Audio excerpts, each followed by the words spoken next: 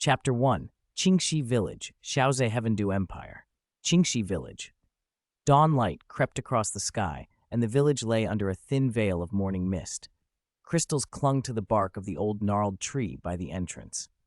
Xiao Ze, shouldering a hoe twice his height, walked along the pebble road toward the fields. Small houses, tidy and scattered, lined both sides. Smoke drifted from chimneys and mingled with the mist. The air smelled of firewood and rice porridge. Little Xiao Ze, out farming again? Wang Dama, your dog ran off. Aye, you stinky mutt, come back here. Wang Dama chased the pup as a few early-rising children ran and played. Xiao Ze watched the village full of everyday life and smiled broadly. He had transmigrated to this Douluo Continent 6 years ago and at first feared he would starve. Qingxi Village, however, was considerably better off than the neighboring Saint Spirit Village. A clear stream ran through it. The surrounding fields were fertile and productive. Most of the hundreds of villagers lived by farming. Xiao Ze's parents had died not long ago, leaving him to tend the land alone. At first, the villagers wanted to help. His parents had helped many people while alive, and they worried for him. He was still a small boy, not even as tall as a hoe, yet he wielded one with surprising skill, and their worries eased. Xiao Ze didn't know what spirit he would awaken. His parents' spirits had been a hoe and a sickle, so it seemed likely he would inherit one of those. To prepare for whatever might come, he had been building his body since he was 2 or 3. He was much stronger than an average child. A clear stream babbled at the edge of the village, water so transparent that small fish drifted along the bottom. The washing stones by the bank were polished smooth. As sunlight pierced the clouds, the mist began to thin. Xiao Ze reached the fields and started his work. Xiao Ze, aren't you supposed to awaken your spirit today, and you're still farming? An uncle called, approaching. Uncle Li, I might not even have spirit power. If I don't, I still have to live, Xiao Ze replied, shaking his head. The chance of possessing spirit power on the Douluo Continent was slim. His parents had no spirit power either. He might be destined to farm his whole life. Besides, the fierce struggles of the greater continent didn't concern him. Thankfully, it was still the Spirit Hall era. Otherwise, he wouldn't even have the money for an awakening. After all, Tang San next door hadn't awakened his spirit yet either. You're capable. You'll definitely awaken a spirit. Don't worry, Uncle Li soothed, though he himself knew how rare true spirit awakening was. In Qingxi Village, fewer than 10 people had ever awakened in recorded history, and the strongest among them had only reached Spirit Elder. The village lagged far behind the Saint Spirit Village. By noon, after a morning of labor, Xiao Ze's clothes were drenched with sweat and his face flushed from the sun. He avoided working at the peak heat for his health. Xiao Ze, hurry to the Spirit Hall. The Spirit Master has arrived, someone shouted. Got it, village chief, Xiao Ze answered, his flushed face brightening with excitement. As a transmigrator, he had been eager to awaken his spirit. He hurried home, put his tools away, changed into clean clothes, and walked to the village Spirit Hall. The Spirit Hall, built by the hall itself, was the village's grandest building. The village chief had gathered 6 other children. 7 in total, including Xiao Ze, were to undergo their awakenings that day. A young man with golden hair stood before the Spirit Hall, a faint arrogance shaded in his expression.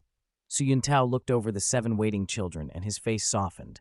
Line up, children. The spirit awakening will begin. They formed a row. Xiao Ze took the last place. People with spirit potential often appeared last.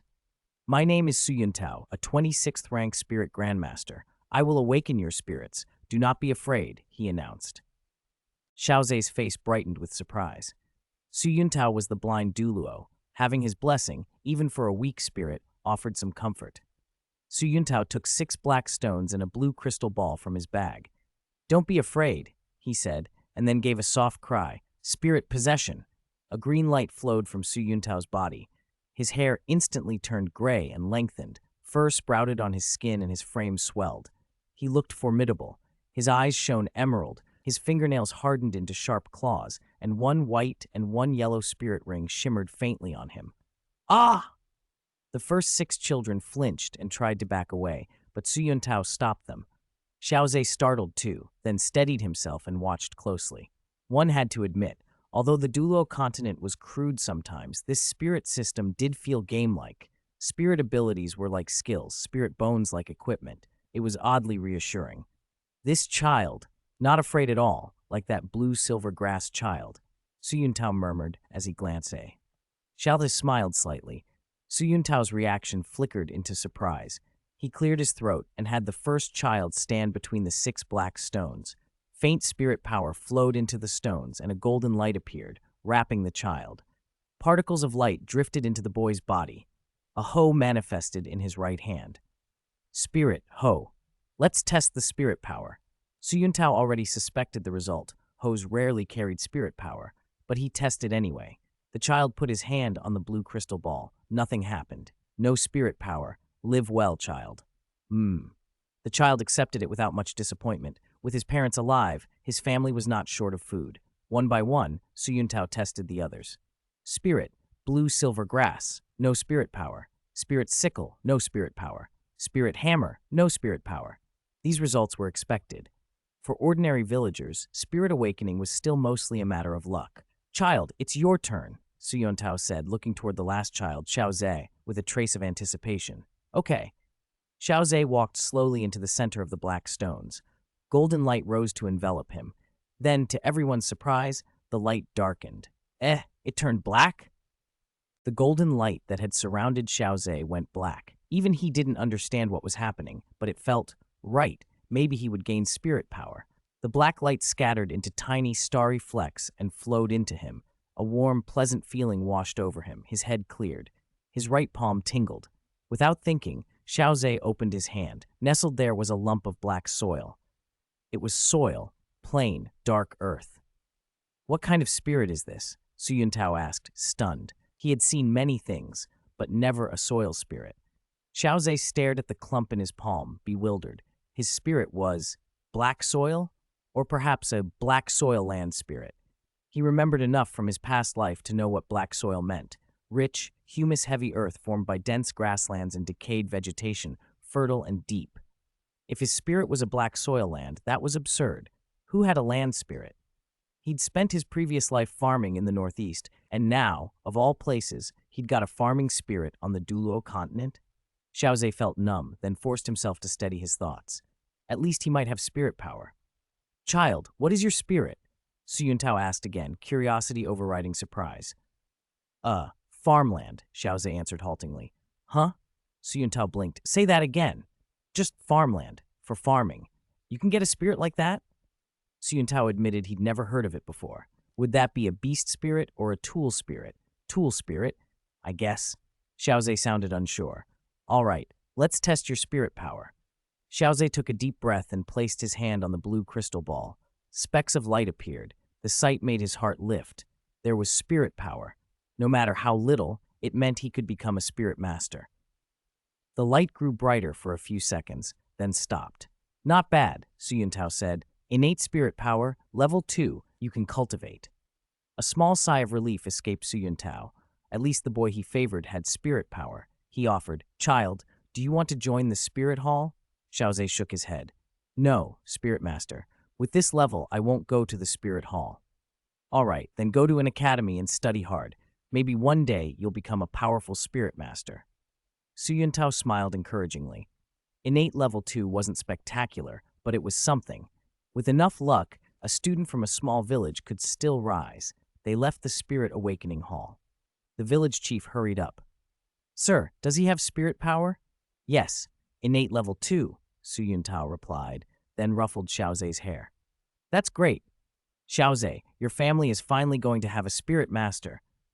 The village chief was thrilled. The exact level didn't matter to him. Any amount of spirit power was worth celebrating. I still need to go awaken spirits in the next village. Su Yuntao said, Goodbye. Goodbye, spirit master. The village chief waved him off more casually than Xiao Ze expected. Su Yuntao's mouth twitched at the village chief's blunt practicality. Useful people get praise, after all.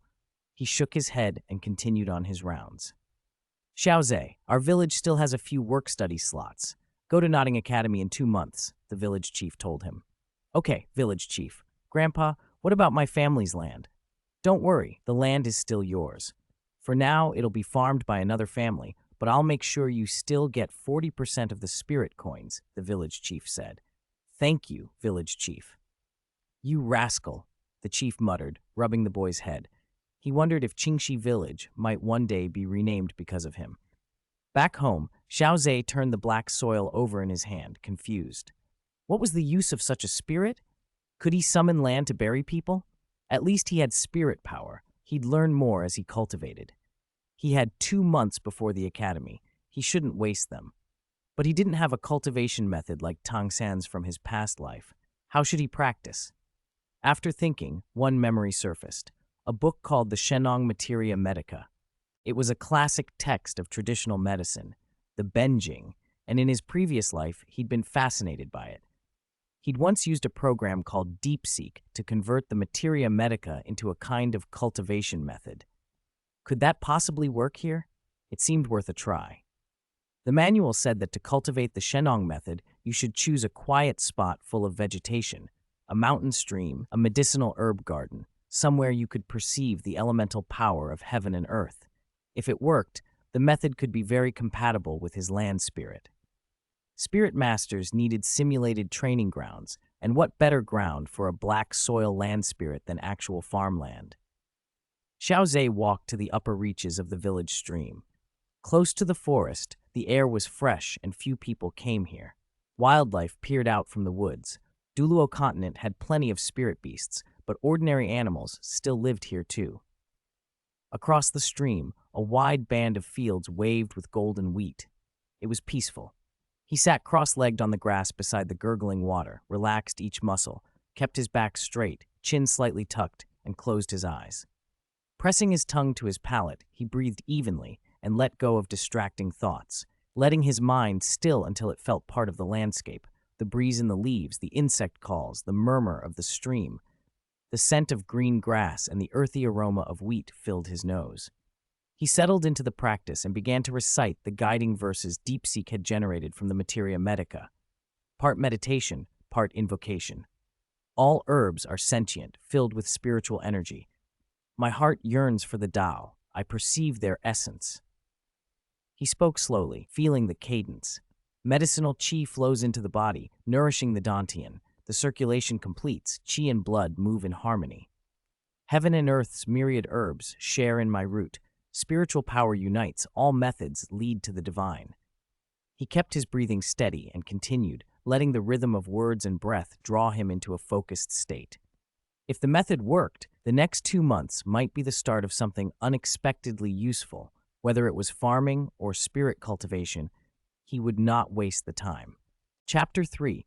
The Dimensionality Reduction Attack of Shenong Benkao Jing, Nodding Academy. As Xiao Ze murmured the cultivation formula, a warmth spread through his dantian. It felt like a strange energy seeping in. He was quietly pleased. At least he could feel something. Composed, he continued to cultivate. 1 minor circulation, 1 major circulation. He persisted for 2 hours and completed 2 major circulations in total. When he opened his eyes, he felt refreshed and energized, the weariness from labor completely gone. Even the spirit power in his dantian had increased slightly. Not much, but any gain was something. Cultivation on the Douluo Continent was notoriously slow. Advancing even 2 levels in a year marked great talent. I didn't expect the method DeepSeek translated would work in this world, Xiao Ze muttered. He shook his head. This world's level really is low. In his mind, his previous world could easily overwhelm this one. Otherwise, how could such a cultivation technique exist here? Then again, this was a world where a divine artifact could weigh 108,000 caddies. Huh? He stood up, suddenly aware of something wrong around him. The once vibrant grass nearby had withered, its life force apparently drained. The damage was only within a small area, but it was unmistakable. Could this be because of me? After a short rest, he tried again, this time moving to a different spot in the forest, 2 kilometers from the village. The result repeated. The grass around him yellowed as he cultivated. Xiao Ze rubbed his chin. So my cultivation not only requires the elemental energy of heaven and earth, but also the life force of nature. Is that a property of my spirit or of the method? He didn't know. He'd have to get a proper meditation guide to find out. If it was his spirit, black soil, then it made sense. Such a spirit was rare even in his previous life. If it was the cultivation method, then the method was impressively efficient. Either way, when he had money, he could buy spirit herbs and elixirs that carried much denser natural life force than ordinary grass. For the next 2 months, Xiao Ze cultivated every day and trained his body. The fields back home had been handed over to 2 other families, so to avoid disturbing anyone, he retreated to that forest. The natural life force there was richer, and animal traffic was low. After 2 months, he had drawn life force from nearly 25 square meters of ground. The grass hadn't died, only turned yellow. With nourishment, it would green again. He felt a little guilty, as if he'd left them alive but wounded. One early morning, before the sun had fully risen, roosters began to crow and the village came to life. Villagers were already up washing and preparing for the day. "Xiao Ze, we're taking you to Nodding Academy," someone called. "Coming, village chief." Xiao Ze took the last 30 gold coins from a wooden box in his home, his family's savings of 6 or 7 years. For ordinary villagers, the annual income ran about 6 to 12 gold coins, with living expenses of 5 to 10. Qingxi village was comparatively well off. Xiao Ze's family made around 10 or 11 gold a year and were frugal and healthy. 30 gold might be nothing to a spirit master, but for Xiao Ze it represented a long time's worth of support. It was far easier to make money after becoming a spirit master.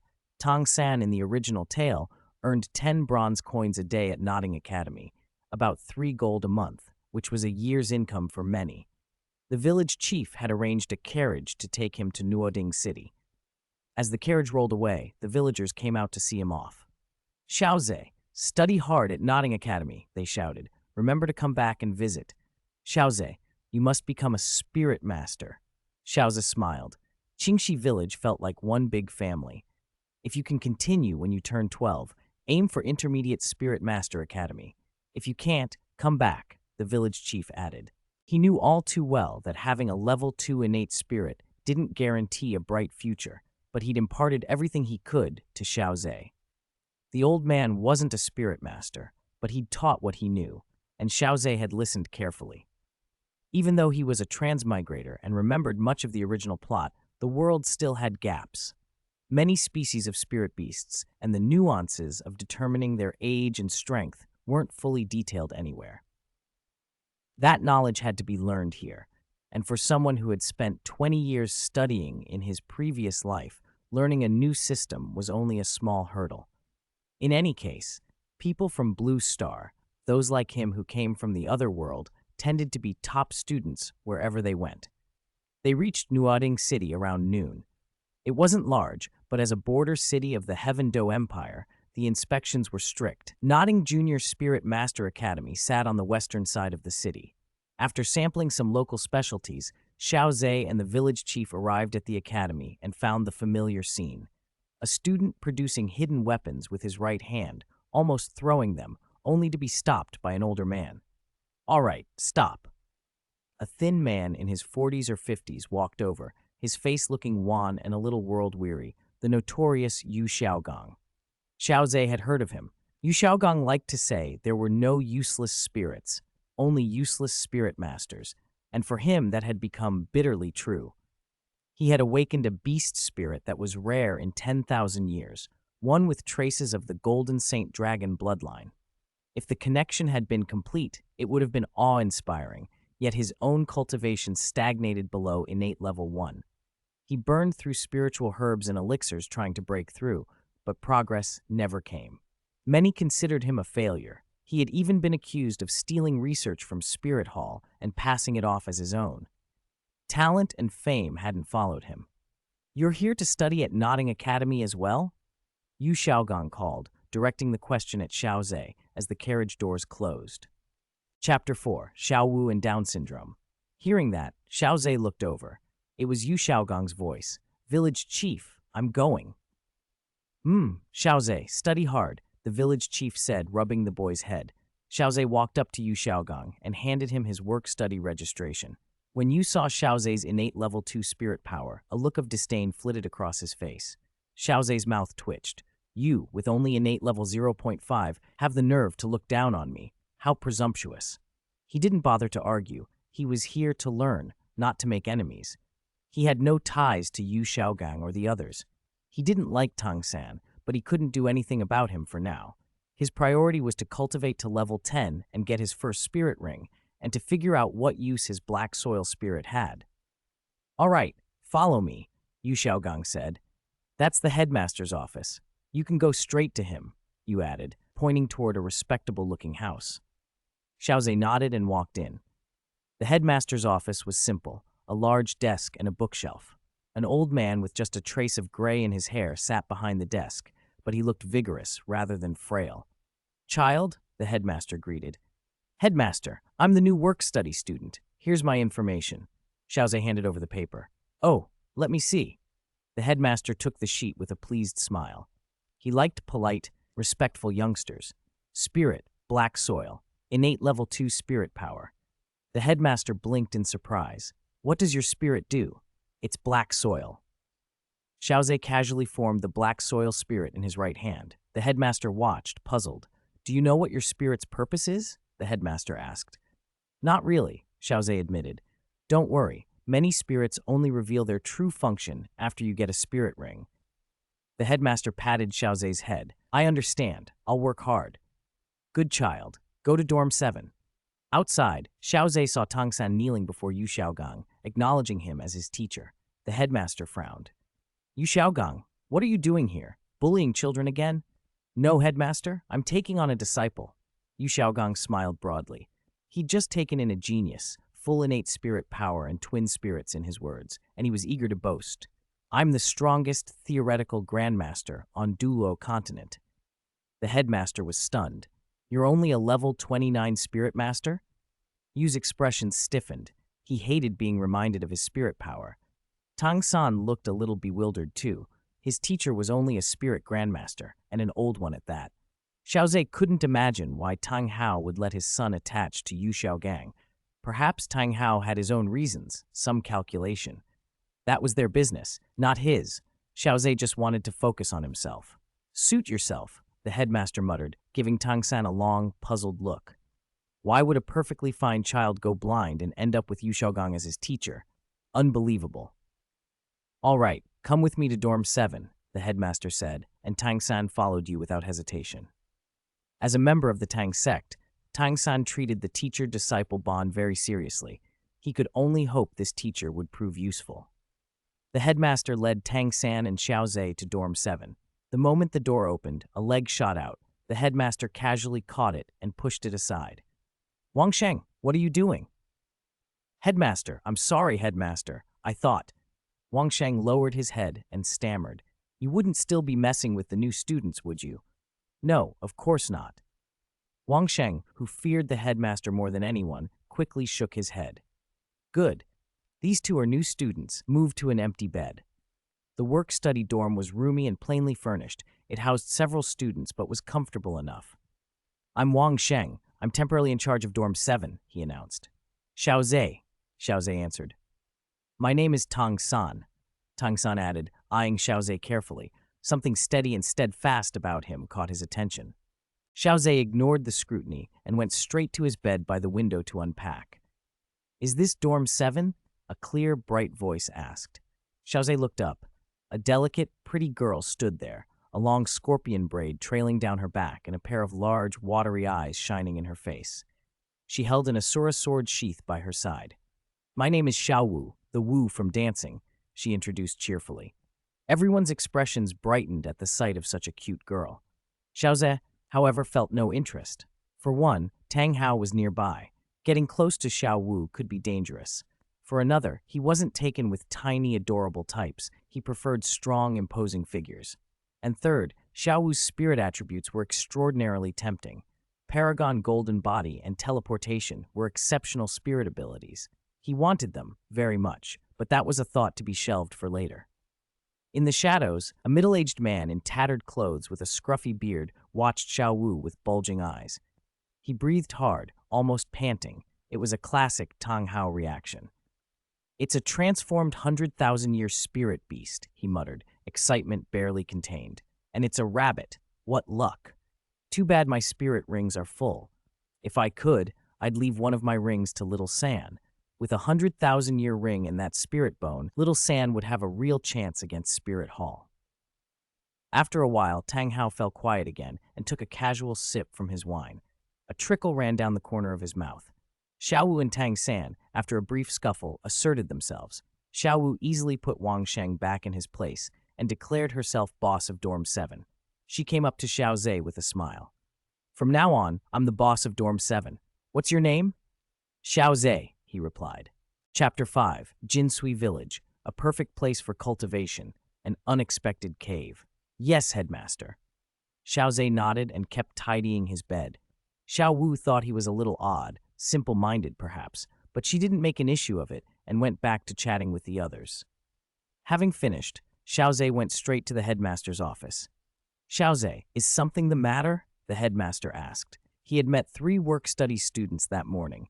Among them, Xiao Ze had shown the weakest talent, yet the headmaster liked him most. He had a feeling Xiao Ze would achieve more than the others. As for the other 2, one had lost an eye and would become Yu Xiaogang's disciple. The others seemed a little slow and would probably be taken advantage of. "Headmaster Grandpa," Xiao Ze began respectfully, "my spirit cultivation needs a specific place. A simulated training ground? We don't have one at the junior academy," the headmaster said, frowning. He himself was only a spirit ancestor and couldn't afford such a facility. "No, my spirit is black soil. I only need to be near farmland to cultivate, and my progress won't be slow," Xiao Ze explained. The headmaster's eyes brightened. "Ah, an interesting spirit. All the fields around Nuoding City are quite far from us, but if you leave the academy's west gate and walk 2 or 3 kilometers, there's a village you could use." "That's a little far," Xiao Ze protested. 2 or 3 kilometers isn't far. It'll count as exercise," the headmaster chuckled. "You can even eat there sometimes. It might be cheaper than the academy." "Understood, Headmaster Grandpa." Xiao Ze thanked him and left, and the headmaster watched him go with a small sigh. Such a good child. It's a pity his spirit talent is low. Let's hope that strange spirit helps him. Under the noon sun, Xiao Ze left the city and followed the road the headmaster had described. Sweat soaked his clothes and his cheeks were flushed, but since gaining spirit power, his body had become sturdier. When he reached Jinsui Village, the sight stopped him in his tracks. Acres of golden wheat rippled like a sea, heavy ears bowing in the sunlight. Neat irrigation channels crisscrossed the fields, clear water reflecting the blue sky. The village was far wealthier than Qingxi Village. It truly lived up to its name. He walked along a winding path, passing old people sitting in bamboo chairs fanning themselves and children running about while parents carried bowls of rice. The scene was comforting and simple. The farmland here was ideal for his cultivation, but Xiao Ze wanted a spot with concentrated natural life force that wasn't too remote. The land was level and busy with villagers at work, but to the northwest, a lush green mountain rose, promising. A quarter of an hour later, he reached the mountain's base. He could feel the natural life force humming in the air and saw golden wheat stretching below. This was perfect, far better than Qingxi Village, and importantly, sparsely populated. After scouting the area for animals and finding none, he sat cross-legged and began his cultivation, circulating the Shenong Materia Medica technique. All plants possess spirit essence, brimming with spiritual energy. My heart seeks the Tao, perceiving its truth, he murmured as he guided his spirit to draw in the life force. As the sun sank, dark clouds rolled in and wind began to howl. Xiao Ze opened his eyes and exhaled, exhilarated. The cultivation rate here is twice what I had at Qingxi Village. I'll reach level 10 even sooner. Then rain began to fall in earnest. I'd better find shelter, he told himself. The path back to the academy would take time. He decided to wait out the storm. In the dark and driving rain, he lost his footing on a steep slope and slid. He grabbed at a tree and stopped himself, breathing hard. It was so dark there was no visible moonlight, and the wind tossed everything. A nearby stone, buffeted by the weather and perched precariously, began to rumble and then rolled downwards. If he had been below it, the stone would have crushed him. Crawling forward on the softened, wet soil, Xiao Ze spotted the source of the trouble. A narrow cave mouth had been uncovered by the slipping earth, partly blocked by that oddly placed stone. The entrance was natural-looking, but the stone didn't seem to belong there. No other stones of that size lay nearby. Someone had moved it here, perhaps deliberately. Treasure? Xiao Ze let his imagination wander. But the rain was getting heavier, and he needed shelter. He pushed aside the overgrown weeds and slipped into the cave. A blast of cold, damp air hit him. It was pitch black inside. He fumbled in his pocket for matches. Lucky, one still worked. The weak flame chased the darkness back and revealed a passage far larger than the narrow mouth suggested. "This place, it's like the mountains hollowed out," he whispered. Back at Nuoding Academy, evening had come, and there was no sign of Xiao Ze. "So Xiao Ze hasn't returned yet?" someone asked. "That's right," Xiao Wu said, troubled. Tang San, who had spent the afternoon trying to charm Xiao Wu and had grown fonder of her by the hour, frowned and looked at the headmaster with displeasure. "Sigh, I'll go look," the headmaster said at once. He hurried out toward Jinsui village. Chapter 6. I am indeed the son of luck. Drip, drip. Water dripped from the stalactites on the cave ceiling, sharp and clear in the silence. The cave floor was uneven and jagged. Pools of stagnant water here and there gave off a sour, unpleasant smell. After steadying himself, Xiao Ze's curiosity pushed him deeper into the passage, stepping carefully. The tunnel opened and narrowed in places. In one stretch, he noticed a glow stick, a small spirit tool spirit masters use for night activities. Activated with spirit power, it could shine for a whole day. Who? Someone? Xiao Ze exhaled and felt his heart speed up.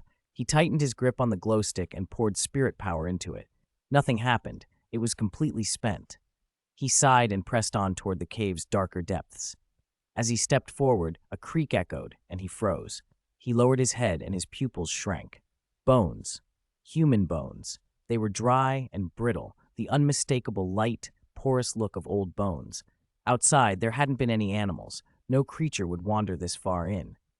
Xiao Ze touched his chest. His heart hammered against it. The place was too eerie. There were bones in the cave. He moved on slowly. The scattered remains didn't seem numerous. They looked like they belonged to a single person. No other openings suggested this was the cave's deepest chamber.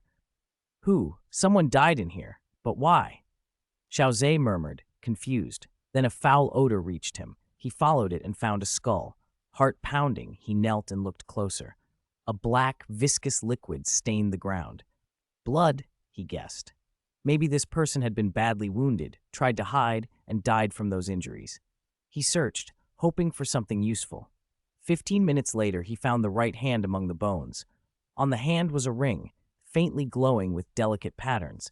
It didn't look ordinary. He slipped it off and examined it, feeling that it was something special. Could it be? Xiao Ze funneled a trickle of spirit power into it. Immediately, his mental force seemed to meld with the ring. A thrill ran through him.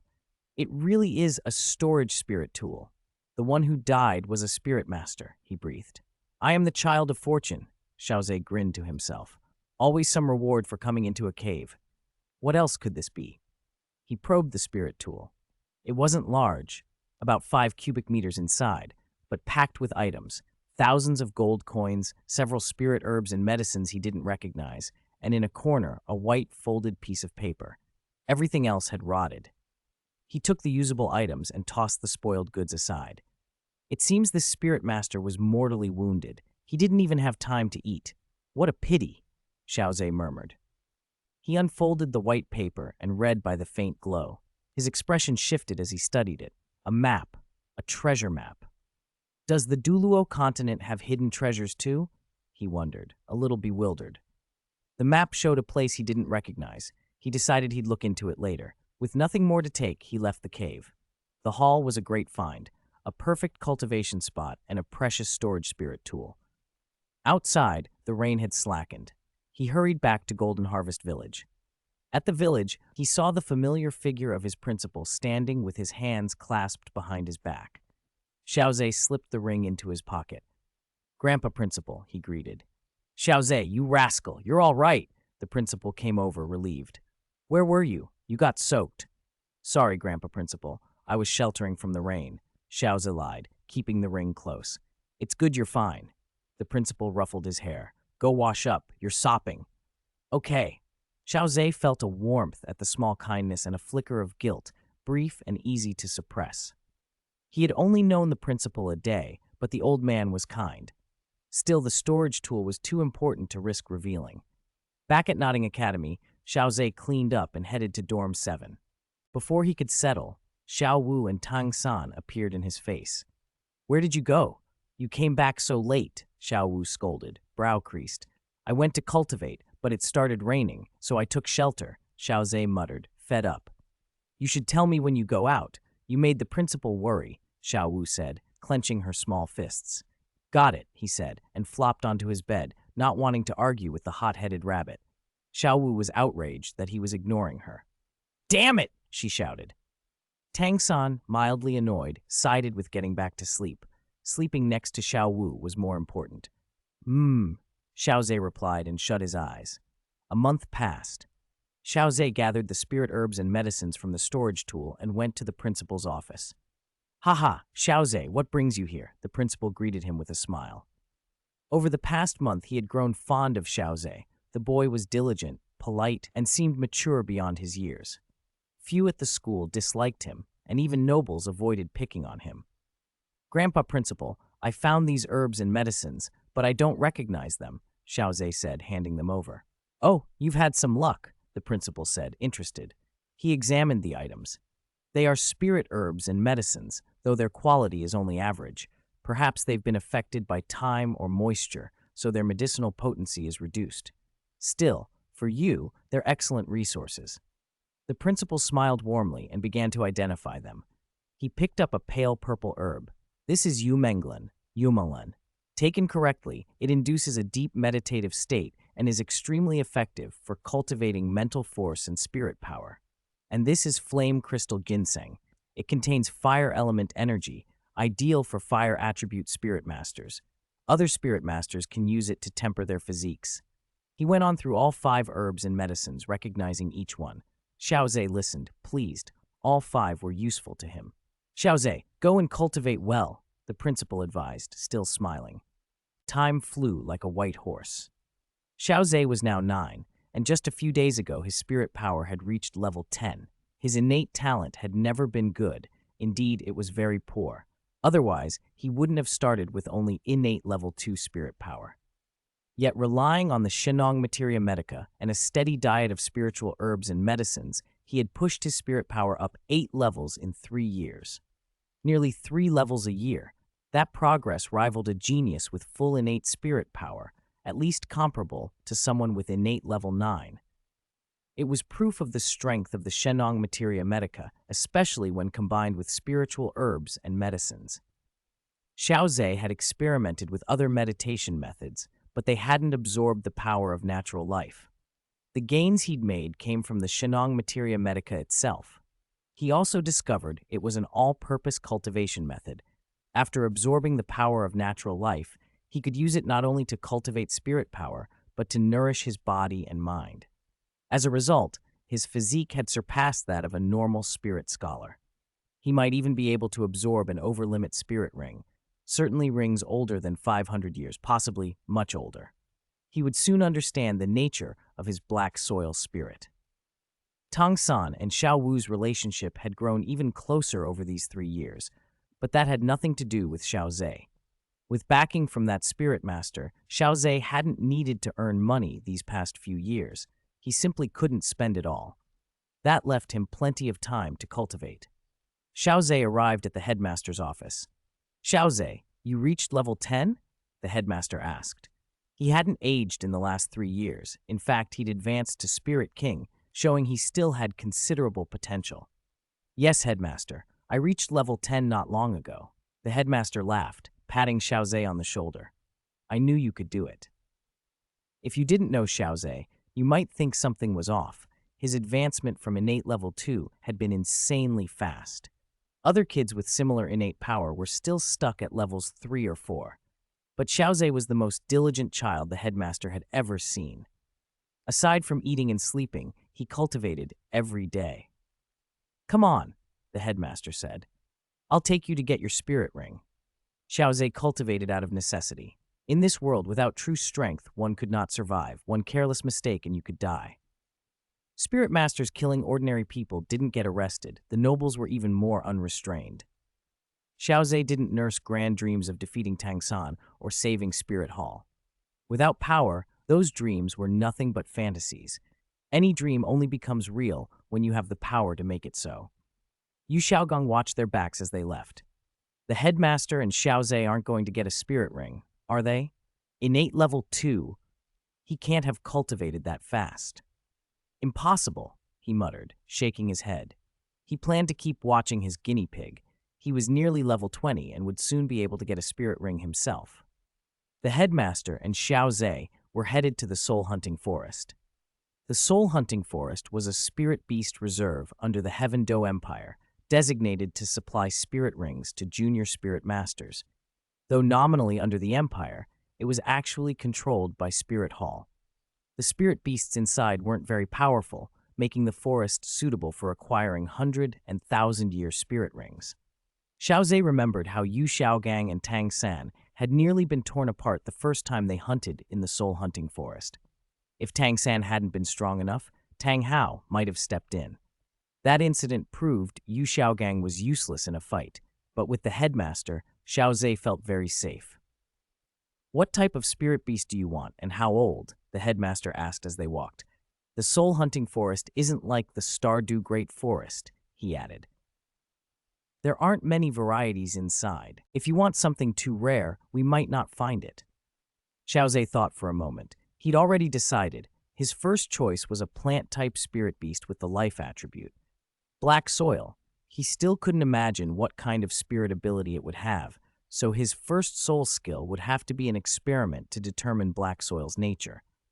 Even if the result was useless, it wouldn't be a catastrophe. If not black soil, then another plant-type spirit beast. In any case, it had to be plant-type. A plant-type spirit beast with the life attribute, Xiao Ze said. Plant types with life attributes are common, but the life attribute is tricky, the headmaster said gravely. The usual ones with life attributes are plant types, but there aren't many rare beasts in the soul hunting forest. "That's fine. Even blue silvergrass will do," Xiao Ze replied. He didn't care about rarity. After cultivating, he felt something unusual about his spirit. Usually the spirit ability you gain is related to your spirit. Rarity didn't matter. Besides, the forest wouldn't drop spirit bones anyway. The headmaster nodded. Blue silver grass was a safe choice, plenty to be found. "What about the age? 500 to 600 years, I think." Xiao Ze wanted to be cautious. He had a good chance of absorbing a ring up to 700 years, but wasn't sure. Over 500 years would be sufficient. What? Xiao Ze, you weren't paying attention in class, were you? "The normal limit for the first soul ring is 432 years, the headmaster said, rubbing Xiao Ze's head. "The normal limit for normal spirit masters," Xiao Ze corrected. "My physique, after taking spiritual herbs and medicines, is sufficient to absorb a spirit ring of over 500 years. The headmaster reached out and examined Xiao Ze, a smile spreading across his face. "So it's true, you little rascal. Hard work pays off. Heaven has eyes." He was genuinely moved. 500 years it is, then. This will be the first time I've seen an overlimit spirit ring. Absorbing an overlimit spirit ring wasn't something you achieved merely by popping a few herbs. The usual method to get a stronger physique was through normal training, and during childhood, forcing growth too quickly brought serious drawbacks. For example, unstable spirit power purity. Spirit power purity measures the quality of a spirit master's power. Among spirit masters of the same rank and the same amount of spirit power, the one with higher purity can inflict more damage while using less power. Low purity means inefficiency. If it's too low, the damage dealt won't scale with spirit power used. There were other problems too: spirit damage, physical overexertion, and poor control of spirit abilities. That's why the heirs of the upper three sects rarely took the risk. Even they could afford the cost, but feared the side effects. Xiao Ze was different. His Shenong Materia Medica, more precisely, the power of natural life it tapped into, had solved or mitigated those drawbacks, allowing him to attempt absorbing an over-limit spirit ring with far less risk. Chapter 8. 500 Years of Blue Silver Grass, the best tool, Blue Silver Grass. They stepped into the soul-hunting forest. It was Xiao Ze's first time inside, and oppression hit him immediately. Ancient trees towered overhead, their canopies so thick that almost no light penetrated. Only a few pale specks of sunlight filtered down, and even those seemed powerless in this place. A thin white mist clung to the ground. The air smelled of earth and damp grass. If the soul-hunting forest was like this, Xiao Ze couldn't imagine how vast and exaggerated the Star-Do Great Forest must be. Xiao Ze, stay close to me. The soul-hunting forest is dangerous, the principal warned. He held a crimson longsword, whose blade looked like flowing lava, flame patterns running along its length. The edge wasn't smooth, but serrated with tiny teeth. It was Xiao Ze's first time seeing his principal's spirit. Seeing the curiosity on Xiao Ze's face, the principal smiled. This is my spirit, the quenching fire sword. Not a top-grade spirit, but it serves me well. Let's head for the blue-silver grass area, he added. Blue-silver grass was the most common spirit beast across the Douluo Continent, but most were weak. 1,000-year-old specimens were rare. Even 500-year-old blue-silver grass were considered exceptionally gifted. Blue-silver grass, older than 100 years, developed intelligence. Younger than that, they were no different from ordinary weeds. Finding a 500-year-old was like finding a needle in a haystack. If Xiao Ze's first soul skill didn't rely on spirit beasts, he could later come to the blue-silver forest and secure most of his spirit rings there, likely all blue-silver grass rings.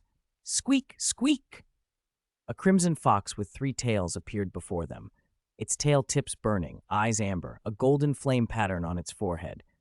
A Huanyan fox, 100-year-old Huanyan fox, the principal said, stepping forward with the quenching fire sword. Move aside and I'll spare you, he warned. The fox didn't seem to understand. It blurred into a streak of flame and charged, leaving a blazing trail. The principal's face hardened. 5 spirit rings flared on his body, 2 yellow, 2 purple, and 1 black. He had never expected to need so much power.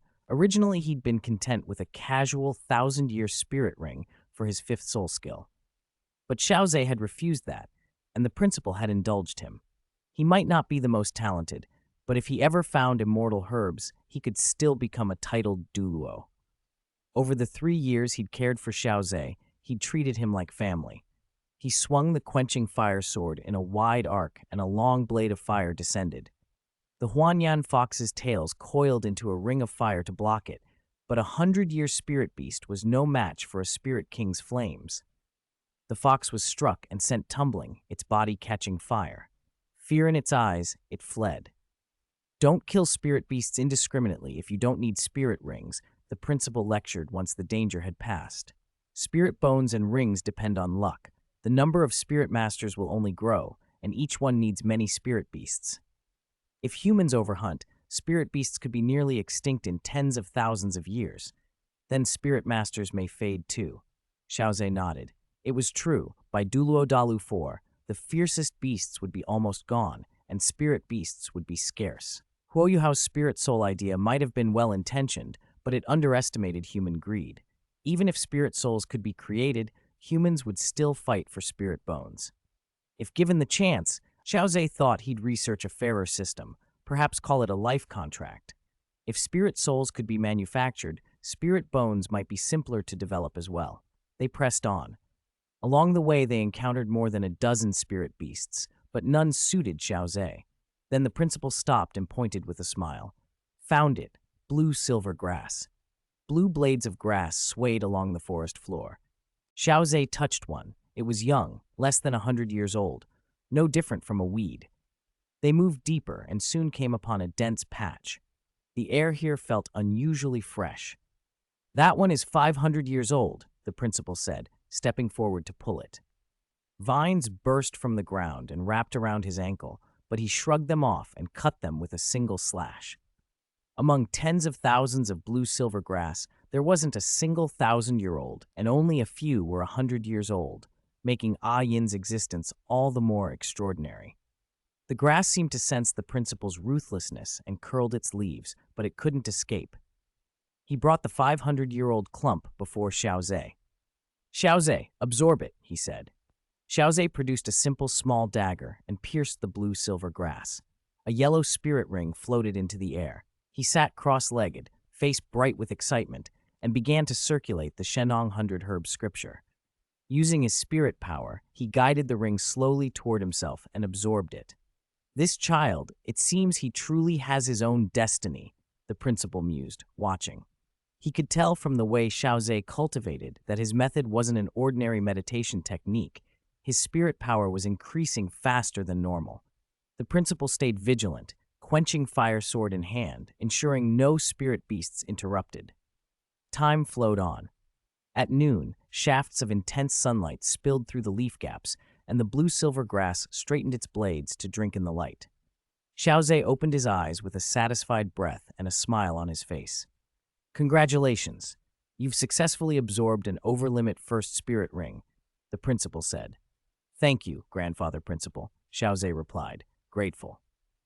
If the villagers of Qingxi village had been his mentors in life, the principal was his mentor on the path of the spirit master. He wasn't as powerful as the medicine elder, but he was irreplaceable. Xiao Ze had learned most of what he knew from him. The principal ruffled Xiao Ze's hair affectionately. How's your spirit power? Level 12 now, right? Level 12, almost level 13, Xiao Ze answered. He'd noticed that absorbing spirit rings near blue-silver grass was more efficient. Resilient blue-silver grass made excellent tools. The principal's eyes brightened. Then what about your first soul skill?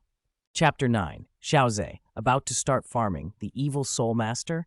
When he heard the name of his first soul skill, a strange expression crossed Xiao Ze's face. Principal Xiao misread it as disappointment and hurried to console him. Xiao Ze, the first soul skill isn't everything. The main thing is what your spirit can do. You'll have more chances to develop it. Xiao Ze shook his head. Principal Grandpa, it's not that it's bad, it's just unexpected. Unexpected? Principal Xiao's curiosity was piqued. He had never seen Xiao Ze's spirit type before. Hos, as in earth-related spirits, were common, but a land spirit of this sort was unheard of in his experience. What is it? My first soul skill is called creation, Xiao Ze said. It can create large tracts of farmland inside my mental sea for cultivation. Inside your mental sea? For cultivation?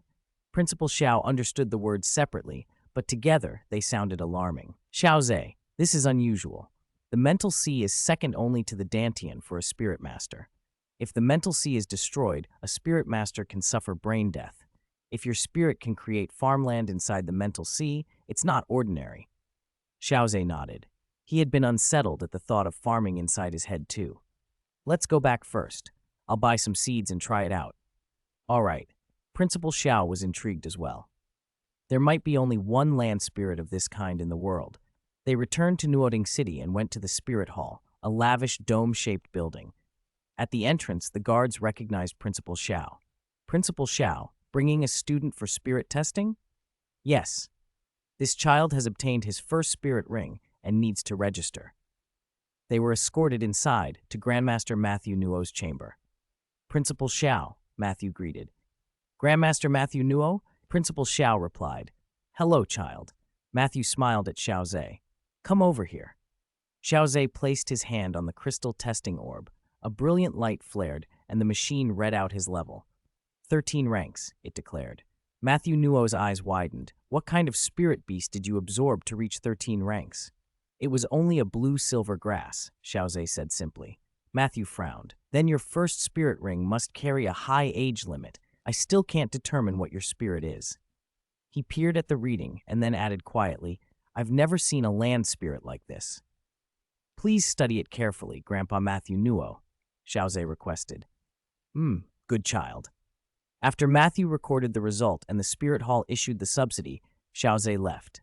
Xiao Ze, if you're going to buy seeds, go to this shop, Principal Xiao said, guiding him to Old Lee's department store. Old Lee stood up quickly when the principal entered. Principal Xiao, what an honor. Enough of the formalities. Get the child some seeds. Old Lee blinked. Seeds? A spirit master needs seeds? You don't need to worry about it. Principal Xiao didn't explain, and Old Lee hurried to fetch seeds, wheat, rice, potatoes, every common crop they could find. Resources were still plentiful on the Douluo Continent. Back at Notting Academy, Xiao Ze went straight to Dorm 7. Where did you go with the principal? Xiao Wu asked.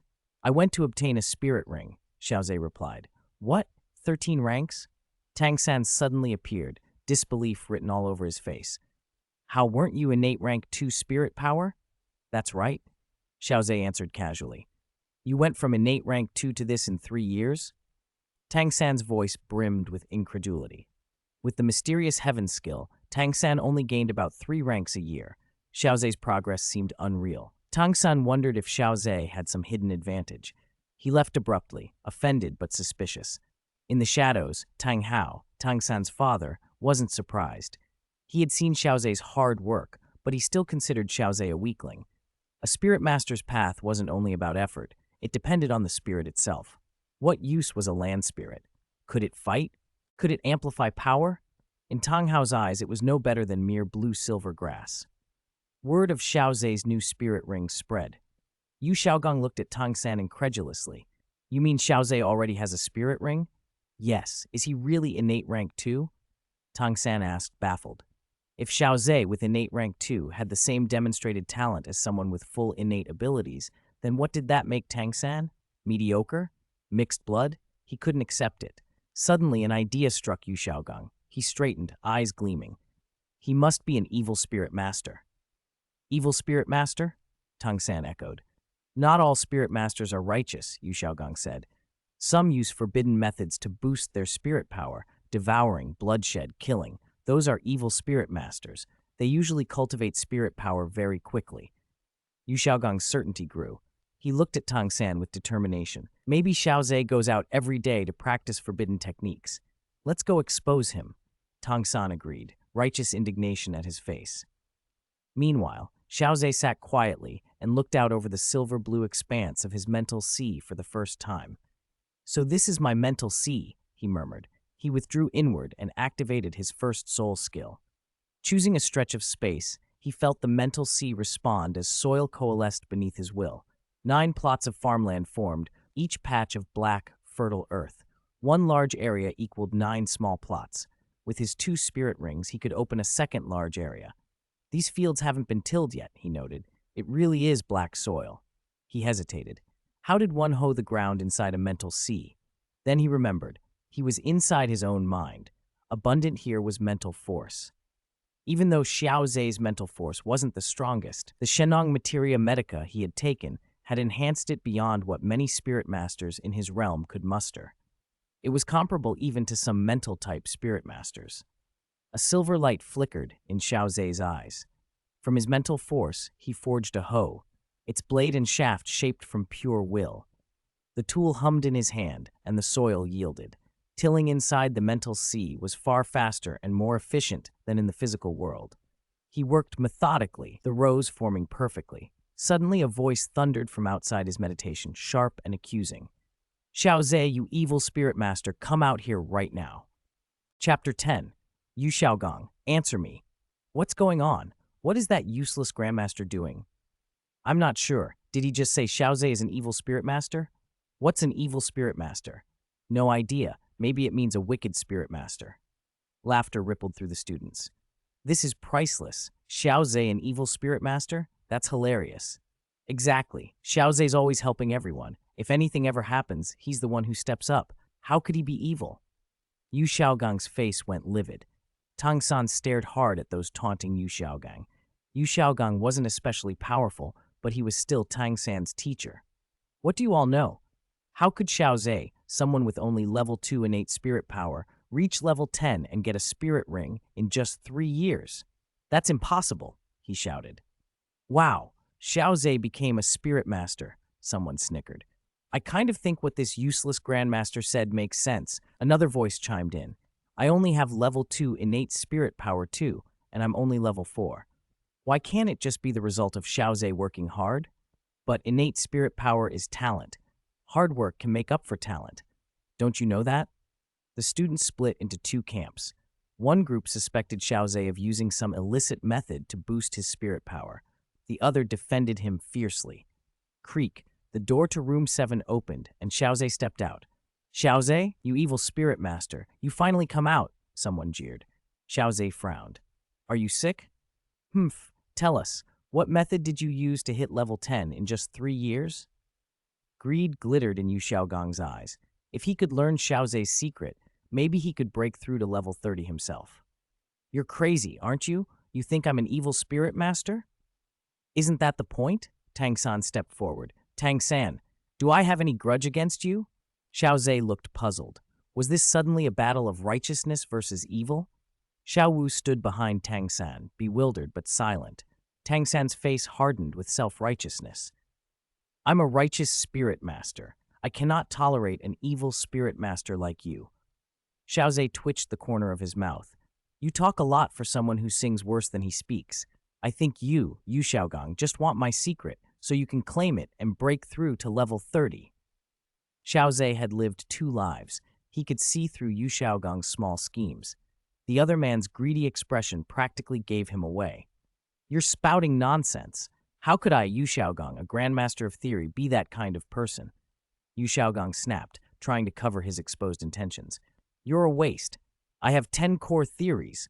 You're a waste. I have students with full innate spirit power. You're a waste. Pfft. Several students couldn't hold it and laughed out loud. Haha, I'm dying. You're a waste, someone kept repeating. The truth really stings. Hidden in the shadows, Tang Hao couldn't help but smile. This kid's interesting. If he keeps this up, he might actually help little San. He's too anxious this time, another murmured. Tang Hao privately regretted letting little San become Yu Xiaogang's disciple. The twin spirit cultivation method was only known to Bibi Dong, after all. Xiao Ze, how dare you insult my teacher? One-on-one right now. Tang San's face went dark. How could his teacher be called a waste? I'm just telling the truth. At his age, only level 29. What a waste. And you, about to be a spirit grandmaster, want to fight me, who just became a spirit master? Have some shame, Yu Xiaogang retorted. Xiao Ze was speechless. Why did Tang San seem to lose his temper so easily? Exactly. He just wants to bully people. So shameless. With full innate spirit power like that. What a waste. Hearing that, Tang San's face flickered between green and purple. Xiao Ze, don't change the subject. What method did you use to cultivate so fast? Why should I tell you? Xiao Ze wouldn't fall into a trap and incriminate himself. Then I have reason to believe you're an evil spirit master. I'll report you to Spirit Hall. Yu Xiaogang tried to scare him. Spirit Hall was sacred to spirit masters. Its name carried weight. Xiao Ze an evil spirit master? If Spirit Hall's involved, he probably is. But Xiao Ze doesn't look worried at all. Xiao Ze sneered. Spirit Hall? Even if you call the Supreme Pontiff, it won't help. I owe my progress entirely to my own hard work, he went on. Ask yourselves, who among you works as hard as I do? I get up at dawn to cultivate and don't stop until dusk. After I eat, I keep cultivating until I go to bed. Have any of you cultivated that long? The question fell into heavy silence. None of the students had pushed themselves that far. According to Xiao Ze's method, one needed to cultivate 13 or 14 hours a day. 3 or 4 of those hours were unbearably tedious. Who could do that every day? In his final year of high school, Xiao Ze could happily tackle practice problems for 12 hours straight. Meditating and cultivating, by comparison, was something he enjoyed. He works so hard. Yes, we don't have great talent, but we don't work this hard either. I don't envy him making Spirit Master at all. It's just too difficult. Even Tang San was shocked. He couldn't put in the kind of time the mysterious heaven skill required, and for a moment, he began to suspect Yu Xiaogang's motives more deeply. Feeling Tang San's gaze, Yu Xiaogang's heart fluttered. Xiao Ze, you're just making excuses. With only level 2 innate spirit power, no matter how hard you work, you couldn't possibly cultivate this fast. Let me explain. Principal Xiao walked over slowly, eyes flashing angrily at Yu Xiaogang. The man immediately shrank back. He depended on the academy for his living and was not eager to anger its head. Principal, several students murmured in respect. Principal Xiao was a spirit king, the strongest spirit master they'd seen, the most powerful in Nuoding City. I know Xiao Ze's situation best, the principal said. What does level 2 innate spirit power mean? Talent, yes, but hard work can compensate for some lack of talent. Moreover, Xiao Ze's spirit is special. He only needs to cultivate in farmland, even a simulated training ground. You know what a simulated training ground does? It accelerates a spirit master's cultivation. In addition, Xiao Ze found spiritual grasses and herbs. With hard work, the right spiritual herbs, and the simulated training ground, these 3 factors together, of course, he could become a spirit master. The principal's gaze locked onto Yu Xiaogang. Yu Xiaogang, answer me. Chapter 11. Agricultural Elf Suihua. This, Yu Xiaogang stammered, cowed by the principal's imposing presence. He couldn't find the words. Yu Xiaogang, you've slandered a good student of Nodding Academy without cause. From this day forward, all your academy subsidies are revoked. Yu had been tolerated only because of his small reputation. Now he had dared to bully Xiao Ze. He'd crossed a line. Principal, how can you do this? Yu blurted, stunned. Having left the Blue Lightning Tyrant Dragon Clan, he had no funds. If the subsidy was gone, he might as well be finished. Humph. If you don't like it, then leave Nodding Academy. Yu fell silent. He couldn't actually leave. His student was still here. Principal, my teacher didn't mean to. Please give him another chance. Tang San's voice came out numb. He really had tried to steal a chicken and ended up losing the rice. If his teacher's subsidy was cut, his own situation would worsen. Principal Xiao's eyes flicked to Tang San. I almost forgot about you. Since you slandered a classmate because of Yu Xiaogang, you'll receive a school-wide warning. He walked over to Xiao Ze. Child, don't get tangled up in these things. Leave them to me. Okay, Grandpa Xiao. Xiao Ze looked touched. Grandpa Xiao didn't know Tang San's true nature, but Xiao Ze did. Tang San's expression hardened as he watched the two, grandfather and grandson, apparently. Rage simmered under his skin. He had never felt so humiliated. He clenched his fists and swore silently that Principal Xiao had just sealed a path to his doom. Xiao Ze, however, was entirely unconcerned with Tang San's threats. He returned to his cultivation. He finished the 9 small plots he'd prepared, sowed rice and wheat seeds, and used his spirit power and mental force to draw delicate, transparent raindrops from the sky. That ability had come with his first soul skill. Spirit power and mental force acted like nutrients, accelerating the growth of grain. The effectiveness also depended on the age of his first spirit ring and the strength of his mental sea. The planting is going fast. Xiao Ze nodded in satisfaction when tiny green shoots appeared. Looks like it'll be ready in a month. A month passed in a blink. Xiao Ze beamed as fields of gold ripened before him. Harvest! He shaped mental force into a sickle and began cutting the wheat. The grain was even better than the finest wheat from Golden Harvest Village, truly the product of spirit-infused cultivation. After finishing the 4 wheat plots, he moved to the rice paddies. While reaping the second-to-last paddy, something unexpected happened. One stalk of rice shone with a jade-green, crystalline light. Xiao Ze stopped and watched. He felt certain the change was linked to his spirit. Slowly, the stalk completed its transformation. It became a jade-green, crystal-bodied rice stalk with golden awns like hair, dandelion-like rice flower spores drifting from its skirt, and it held a tiny green jade sickle. What is this? He murmured. The rice stalk hopped forward and bowed. A sudden, clear message slipped into Xiao Ze's mind. He closed his eyes and took a moment to digest it. When he opened them, he stared at the little creature with astonishment. It was an agricultural sprite. Anything Xiao Ze planted had a chance to produce an agricultural sprite.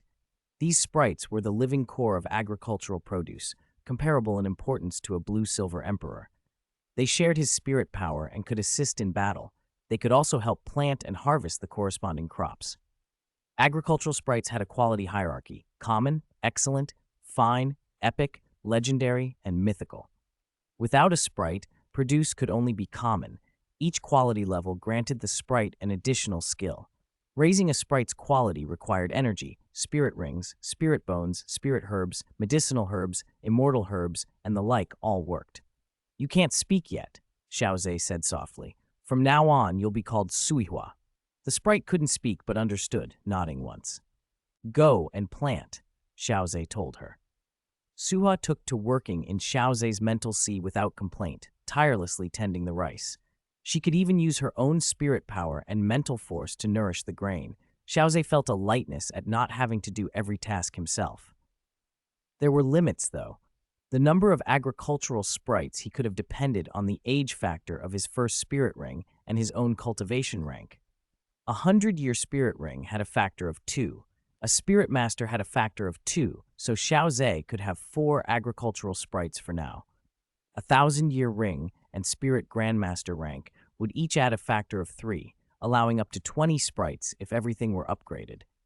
Even 4 was a significant start. Once Suihua settled to work, Xiao Ze headed straight for Principal Xiao's office. Since the incident with Yu Xiaogang, Tang San's standing at the academy had plummeted. Friends and classmates ignored him.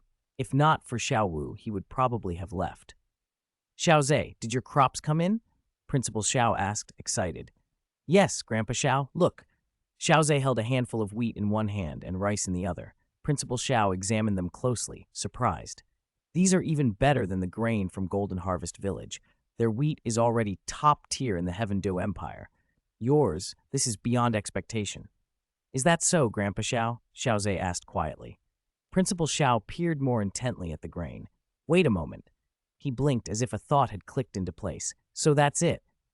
Grandpa Xiao, is there a problem? Xiao Ze asked. Principal Xiao laughed, delighted. No problem. On the contrary, this is wonderful news. What great news! It's spirit power. Spirit power? Xiao Ze was stunned. Yes, both your crops contain spirit power, though not much, but I'm afraid your rice and wheat have special uses. Principal Xiao said it seriously. I understand. Principal Xiao patted Xiao Ze's shoulder. No matter what they do, you must keep it a secret. Understood. On the way back, Xiao Ze quietly popped a raw grain of wheat and a grain of rice into his mouth. An invisible force flowed into his limbs and bones. So, that's it. He realized the crops truly had special effects. Wheat sped up the cultivation of spirit power. The effect was subtle because the crop was low quality, but eaten every day it would accumulate. Over time, his cultivation speed might even overtake Tang San's.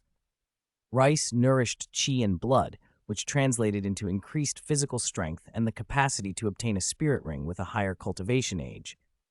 Both effects were extremely useful. Xiao Ze found himself looking forward to what other crops might do. But he still had to make sure he could eat his wheat and rice every day. Actually, the yields were not small, but he couldn't be careless. The agricultural sprite for wheat could be produced first. Back at Dorm 7, he saw Tang San and suddenly thought of Tang Hao. If he wanted to eat rice and wheat freely, Tang Hao was the person he most had to guard against. No one else could detect the crop's effects. Principal Xiao couldn't, for instance, but Tang Hao was a titled Douluo. He might be able to see through it. Given Tang Hao's nature, he would lock Xiao Ze up and force him to keep producing rice and wheat for Tang San. That would ruin Xiao Ze. There was also the practical truth. You can't guard against a thief forever. Secretly eating the crops for a long time would eventually cause trouble. He had to find a way to get rid of Tang Hao, permanently if necessary. For the sake of his farming life, Tang Hao had to die. Xiao Ze stared at Tang San a long moment and began to plan. Tang San noticed the look and felt a chill, though he couldn't say why. He just had a bad feeling something unpleasant was coming. The only people who could deal with Tang Hao were the authorities at Spirit Hall, but how could Xiao Ze make Spirit Hall believe him? The next day, Xiao Ze took his report and went to the local Spirit Hall. The place seemed empty. He charged a scrap of white paper with spirit power and flicked it in through a window. The paper hit the glass, bang! The window shattered, and a scream rang out. Xiao Ze's mouth twitched. He slipped away immediately. Tang Hao watched Tang San constantly and wasn't watching him. He was not some genius with perfect perceptiveness. It was a gamble, but for the moment it had paid off. I absolutely can't do that again, Xiao Ze told himself, heart pounding from the risk. Stability first. This is the last time. Inside Nuoding City Spirit Hall, Su Yuntao peeled the white paper off Cece's cheek. Cece was not a powerful spirit master. She had a weak constitution and had been injured when the paper struck her. Who the hell tries to assassinate me with a piece of paper? She snapped. Su Yuntao, Cece shouted. Give it to me. Cece reached to grab the paper, but Su Yuntao held it back. Su Yuntao, give me the paper, she demanded. I can't. There's very important information on it. Is it more important than me? Su Yuntao hesitated. You, Su Yuntao, you've really changed. Cece huffed and stormed off. Su Yuntao sighed and didn't follow. He read the letter in his hand. I am a passionate spirit master. I have discovered traces of Tang Hao in Nuoding City. Near the blacksmith shop, I have repeatedly seen a tall, bearded man whose appearance closely matches Tang Hao on Spirit Hall's wanted poster. I hope Spirit Hall will take my report seriously and dispatch a Douluo to Nuoding City as soon as possible to apprehend Tang Hao. to uphold the authority of Spirit Hall and the peace of the Spirit Master world. Xiao Ze, afraid Spirit Hall wouldn't believe him, had also listed Tang Hao's past crimes: the affair with his wife Yin, the death of the former Supreme Pontiff Qian Shunji. At the time, many Spirit Masters didn't know the whole truth. They only knew Tang Hao had killed the previous Supreme Pontiff, which made the accusation more persuasive. Su Yuntao read the letter, each sentence hitting him harder. He took several deep breaths, trying to calm the shock. So that's how the Supreme Pontiff died back then, he thought. His loyalty made him hand the letter to the elder of Nuoding City Spirit Hall. The elder went pale when he finished reading. Clear Sky Douluo in Nuoding City. If it were true, the consequences would be enormous. Su Yuntao, this is a huge matter. I'll transmit it to Spirit Hall. If it checks out, I may have to hand my post to you. The elder tried to maintain a steady voice, but could not hide his alarm. Su Yuntao managed a bitter smile. Rewards or not were irrelevant now. With so much past uncovered, could any of them survive the fallout? The elder saw his worry and patted his shoulder. I can't promise anything about the outcome, but if Tang Hao is really here, bringing the murderer to justice will be a great deed. I understand. In the following weeks, Xiao Ze continued farming and planted corn and potatoes as well. Corn improved spirit power purity, essentially the quality of a spirit master's spirit power. Consuming corn could slightly purify one's spirit power, allowing the same spirit output to hit harder. That dovetailed nicely with his other crops. Higher purity improved all farming effects.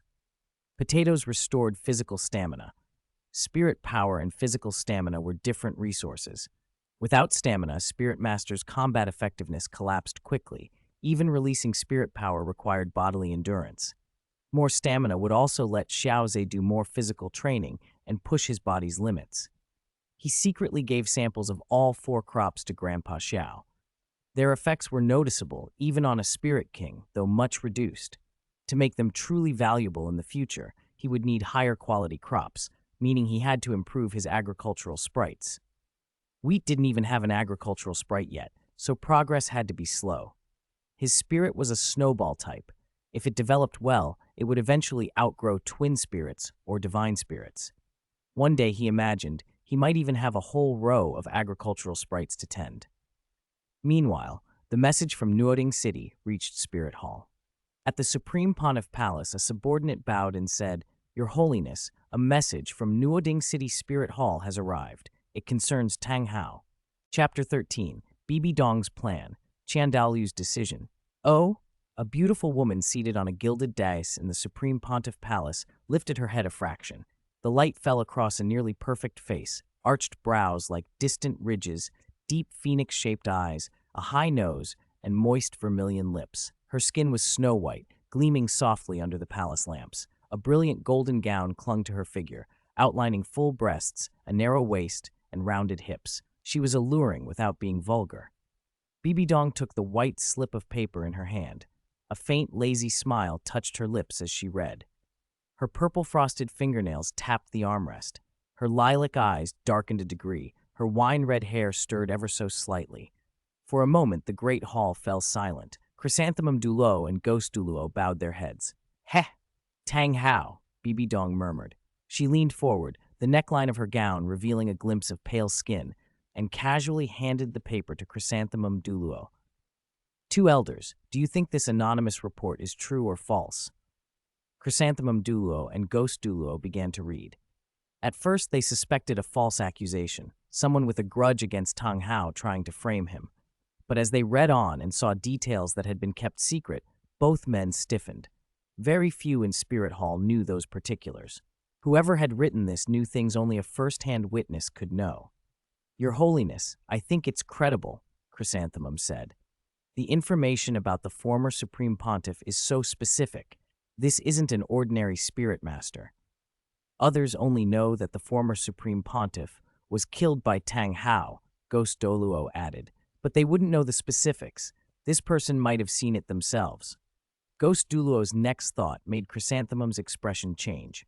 "I have 2 possibilities. 1, this is from someone who hates Tang Hao and wants us to do their dirty work, use our hands to deal with him. We all remember how arrogant Tang Hao from the Clear Sky sect used to be. 2. It's a trap aimed at Spirit Hall. They had suspected the first. The second worried them more. Someone trying to lure us into an ambush? That's right, Ghost Douluo said. Every spirit master on the Douluo Continent knows we didn't kill Tang Hao, didn't avenge the former Supreme Pontiff. If we learn he's nearby, of course we'll go after him. That's precisely when it would be dangerous. Bibi Dong nodded. But there's one problem. If we go, we'll send at least 3 or 4, maybe 5 or 6 titled Douluo. With that lineup, who could deal with us? The upper 3 sects together can field about 10 titled Douluo, Chrysanthemum said. Not to mention Sword and Bone Douluo's spirit fusion techniques, the Clear Sky sect's formations, and Yu Yuanzhen's 9-dragon crown.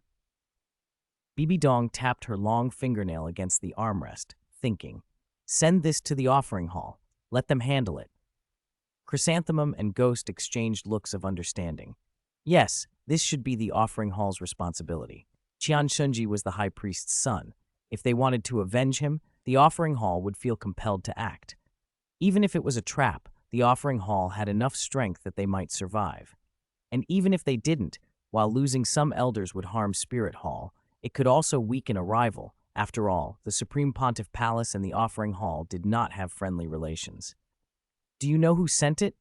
Chrysanthemum asked. "Not clear," Ghost Douluo replied.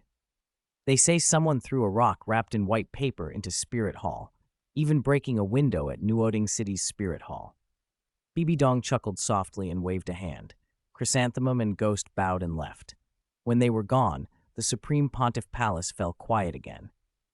"What an interesting person," Bibi Dong said to herself. "If it's true, it will be good for Spirit Hall." The Offering Hall. A white-haired middle-aged man floated cross-legged in midair, the anonymous report in his hand. His fists were clenched tightly. Gold Crocodile Douluo peered curiously. "Big brother, what did that woman Bibi Dong give you?" he asked, seeing Chandalu's visible agitation. "Take a look for yourselves," Chandalu said. Gold Crocodile took the paper and his pupils narrowed. The other elders crowded forward. "Tang Hao," came the chorus. "It's Tang Hao," someone said. "Information on Tang Hao. Let my brother and I go capture him to honor Shunji," demon-subduing Douluo said in a deep voice.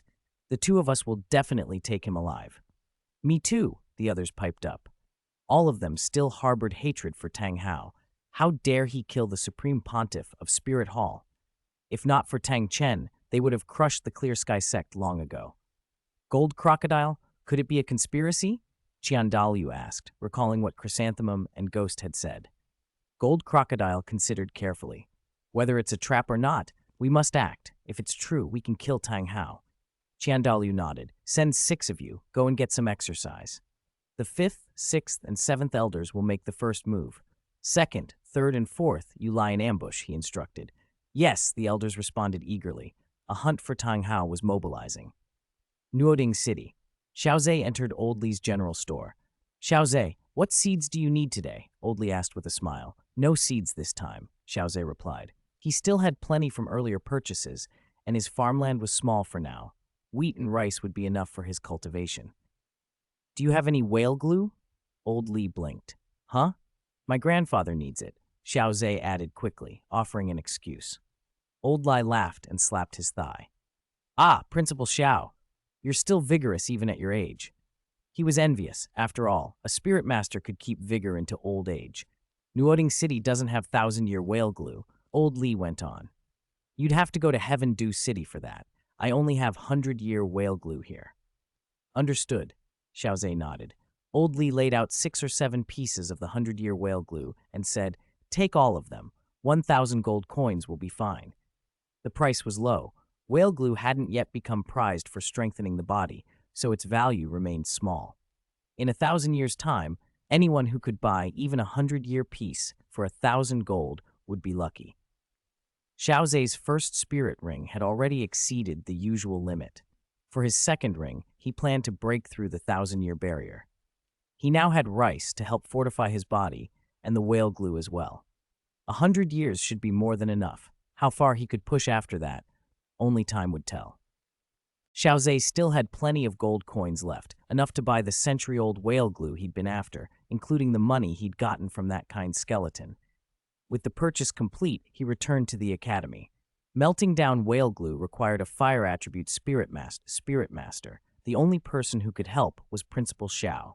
Xiao Ze approached him with a mischievous grin. Smiling that much, what have you been up to? Principal Xiao asked, used to the boy's antics. Nothing bad, Xiao Ze said, sounding slightly awkward. Grandpa, I need your help with something. Speak. I can't do it here. Come with me to a hotel in Nourishes City. Hotel? Principal Xiao's face tightened. He considered whether the child might be being conned, but Xiao Ze was no fool. All right, let's see what you little rascal is planning.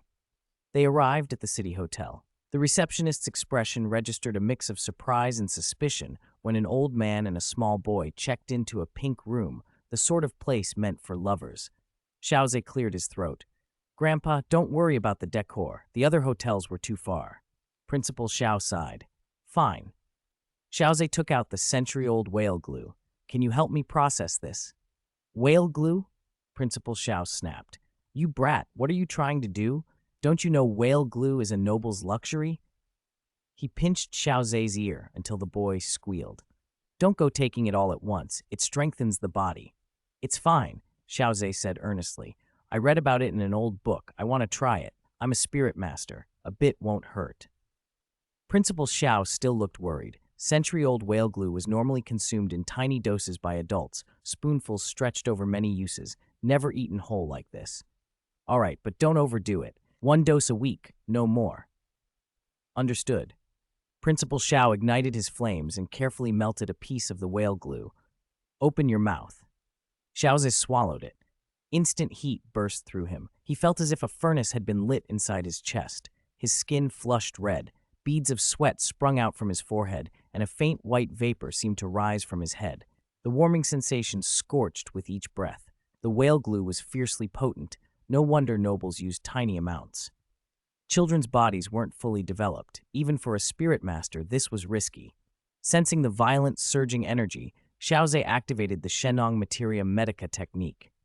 He channeled the heat away from his organs, guiding it into his limbs and bones so it could temper rather than destroy. 3 hours later, he finally opened his eyes, drenched in sweat. How do you feel? Principal Xiao asked, still anxious. Great, Xiao Ze replied, smiling. Principal Xiao pressed along the boy's arms and ribs, checking the tempering. There's a definite improvement, and it's still increasing. Xiao Ze, you might be able to obtain a 1,000-year second spirit ring. Xiao Ze's grin widened. His spirit was snowball-shaped. The stronger he got now, the better it would grow later. Any early advantage was valuable. A few days passed. One afternoon, 6 people with extraordinary auras arrived at the spirit hall in Nourishes City. Only the elder and Su Yuntao were on duty inside. The pressure from the newcomers made both of them tremble. Cold sweat broke out across their backs. Tang Hao had actually provoked the spirit hall into sending 6 titled Douluo. The implication was terrifying. You don't need to be afraid. I ask, you answer, said a silver-haired young man, titled Douluo Guangling. Though old in rank, he looked and sounded like a young man. You may speak, Your Excellency, the elder said, wiping his brow. Were you the first to see the information on that blank paper? Guangling asked. Yes, Su Yuntao replied, his whole body shaking. Good. Guangling glanced at Su Yuntao. Don't be afraid. I guarantee you won't die. If what's on that paper is true, you've rendered a great service. Yes, Su Yuntao exhaled with relief. Nothing His Excellency said could be a lie, could it? Do you remember the content? Guangling pressed. No, I don't remember a single word. Su Yuntao shook his head quickly. Guangling nodded, satisfied. Very good. You're smart. I don't want that information spread. Understood. Su Yuntao kept nodding. That's all for you. Do your jobs and know nothing about what happens in Nourishes City later. Understood. With that, Guangling and the 5 others left. The elder and Su Yuntao collapsed to the floor. A small amount of fluid pooled beneath them, and a foul odor filled the air. Elder, you've got too much internal heat, Su Yuntao muttered. Shut up. You scared me to death. Kid, you must develop well in the future, the elder grumbled. They forced a smile at each other. Sisisi is out of the question. She isn't suitable for you. Su Yintao added with a strained laugh. I know, the elder said. They shared a tired, awkward chuckle. Meanwhile, elsewhere, Xiangxi Douluo and Gold Crocodile Douluo discussed how to draw Tang Hao out. If Tang Hao is in Nuoding City, we just need to release our pressure, Xiangxi Douluo said. He's proud. He'll come out when he senses it. Gold Crocodile Douluo nodded. And don't kill anyone. We aren't marauders. The Spirit Hall must keep its reputation. Understood. 5th, 6th, let's go, someone called. Titled Douluo Guangling rose first, followed by Demon Subduing Douluo and Thousand Rock Douluo. Then Guangling unleashed his power at the 96th level of Super Douluo. A terrifying pressure poured out, sweeping across Nuoding City. Ordinary people doubled over in the street, gasping for breath. Many fell to the ground, unable to move. The entire city felt the crushing weight of that force, and everyone, regardless of rank, was affected in one way or another. Chapter 15. Tang San drank the yellow liquid crazily nodding academy. Holy crap! Xiao Ze had just stepped out of Principal Xiao's office when a wave of oppressive energy slammed down on the area, forcing him to his knees. Inside, Principal Xiao braced himself, his spirit shield creaking under the pressure as if it would shatter at any moment. He pulled Xiao Ze back into the office. Xiao Ze, are you all right? I'm fine, Grandpa. What's going on? I'm afraid some very powerful spirit masters have come to Nuoding City. It might even be a titled Douluo. Principal Xiao's face had gone grave. Hearing that, Xiao Ze immediately suspected Spirit Hall had arrived. He didn't know how many had come or whether they could kill Tang Hao again. He didn't know if Tang Hao really had some Asura god trump card. He only knew Tang Hao wouldn't be beside Tang San for a while. Tang Hao was badly wounded. There was no way he was at level 95 now. In the original story, Tang Hao had been only 96 when Tang San had come out of Slaughter City, almost 10 years later. One level in 10 years didn't fit Tang Hao's talent. Tang Hao should be around 93 or 94 now. Xiao Ze, let's just hide here. This dignitary should have no ill intent, otherwise you would have died long ago. Xiao Ze nodded. If a titled Douluo's pressure truly erupted here, even Principal Xiao would likely be finished. At the same time, in Dormitory 7, Xiao Wu and Tang San were both pinned to the floor. Xiao Wu's face was white as paper, eyes wide with terror. She was sure her spirit beast identity had been discovered. Tang San gritted his teeth and tried to get up, but it was useless. The gap between him and a titled Douluo was like a mayfly to the sky. Rage burned behind Tang San's eyes. I am the greatest disciple of the Tang sect. How can I kneel? How can I lie down? Get up, he shouted, voice hoarse. He panted like an ox, bloodshot-eyed, but no matter how hard he pushed, he couldn't move. In front of Tang San, Yu Xiaogang lay trembling on the ground, legs gone weak. A strange, involuntary warmth flushed his face. Who is it? Who exactly is it? He roared inwardly, furious and terrified at once. Then Tang San smelled it. A yellow liquid flowed across the floor toward him, and the odor hit him, foul and unmistakable. Tang San stared in disbelief. He hadn't expected his teacher to be so frightened that he'd wet himself. If he knew there were so many other kids nearby who hadn't, no, it's coming towards me, no. Tang Hao watched from the shadows, his face dark, barely registering Tang San's plight. He summoned the Clear Sky Hammer, titled Douluo, Spirit Hall. But how did they know I'm here? Damn! Slurp. Tang San was helpless as the yellow liquid reached his mouth and nose. Pinned to the floor, he couldn't shut his mouth in time. The stench burst into his head. He could hardly breathe. Rage and humiliation exploded inside him. Yu Xiaogang's teacherly restraint in Tang San's mind vanished. All that remained was murderous hatred. You deserve to die, Yu Xiaogang. Tang San's fury flared, bloodshot eyes bulging as his breath came in ragged gasps. Xiao Wu watched, horrified, nausea washing over her. She shut her eyes. Seeing her look, Tang San's fury spiked again. She had seen it. Xiao Wu had witnessed him drink it. That only made him angrier. He hadn't meant to swallow so much. He'd only been too furious to refuse, and before he realized it, he'd slurped it in. Ah, Yu Xiaogang, you deserve to die! Tang San's murderous intent surged once more. No, I have to go see. There's a 100,000-year rabbit here. I have to lure them away, otherwise it'll be trouble. Tang Hao thrust the thought through, resolved. Tang Hao rose into the air and faced the 3 titled Douluo opposite him.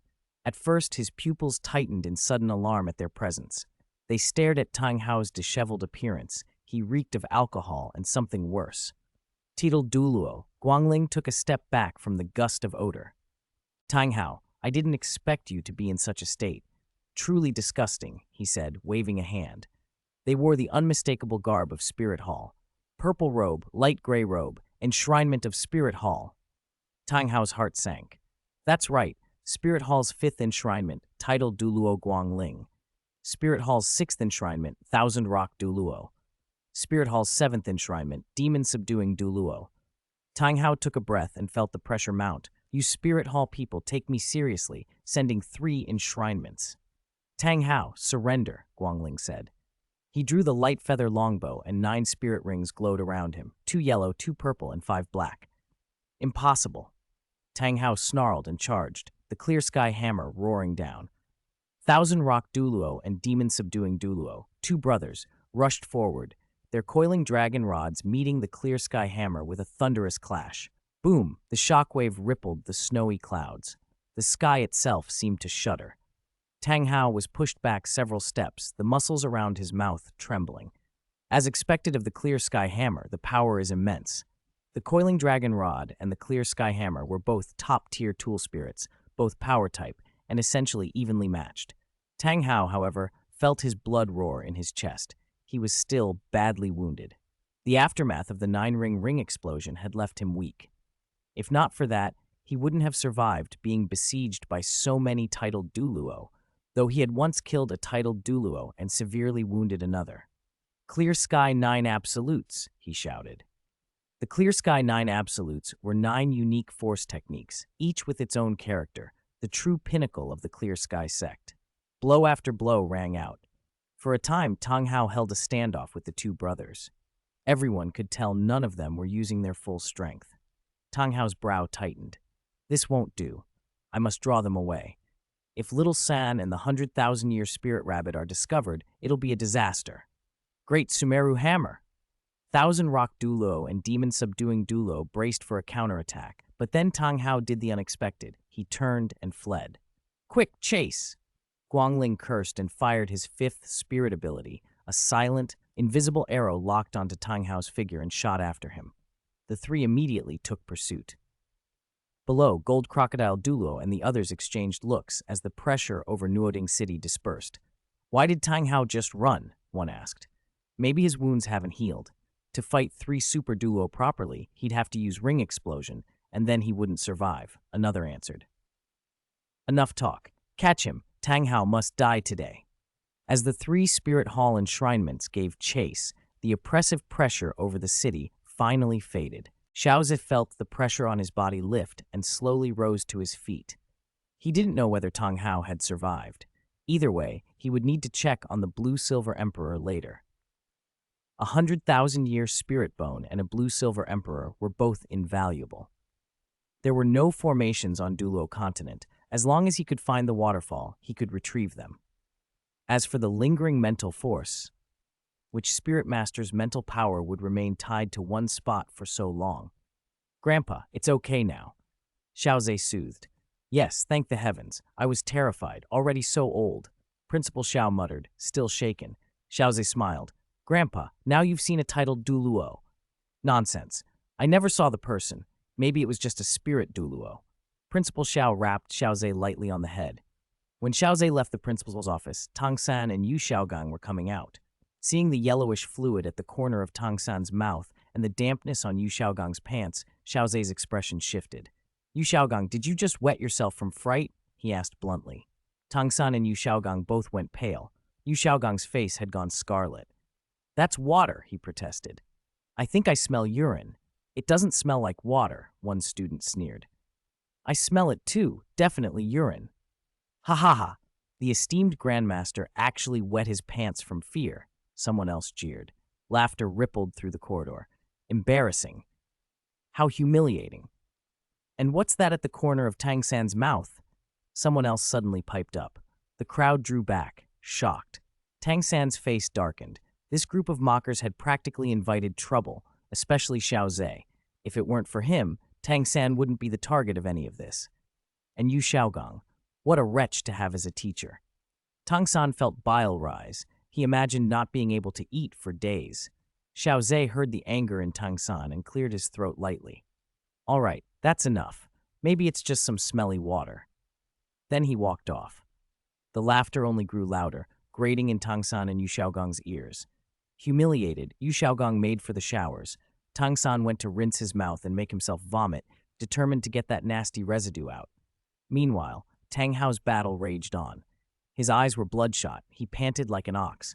His body trembled. The tiger's mouth of his hand split open, and blood seeped from wounds across him. Tang Hao, you have no chance to escape now. Surrender, one of the assailants called. Damn it! Slaughter God Domain, activate! Tang Hao roared. He swung the 100-meter clear sky hammer, and a dense, blood-soaked killing intent rolled off him, forming a domain. Title, Douluo Guangling, and the others felt their momentum crushed beneath that overwhelming murderous will. The Slaughter God Domain from Slaughter City. Interesting, Guangling muttered. 8th spirit ability, limitless. Guangling intoned as he drew his longbow. A moment later, countless featherlight arrows manifested beneath Tang Hao, tearing through the air toward him. Clear sky body protection, Tang Hao shouted. A blue shield flared over him, but after being struck by several feather arrows, it shattered. He swung the clear sky hammer again and again, smashing the arrows to pieces. Spirit Avatar. Thousand Rock Douluo and Demon Subduing Douluo bellowed together. 100-meter coiling dragon rods sprouted into the sky, their orange-gold surfaces bathing half the heavens in color. Tang Hao, die! They howled as the 2 rods smashed down. Damn it! Ring explosion! Tang Hao's face split with rage. He detonated 6 spirit rings at once. The raw, concentrated power surged into him. His muscles bulged, veins standing out. He felt as if his strength would burst his skin. Blood escaped the corner of his mouth.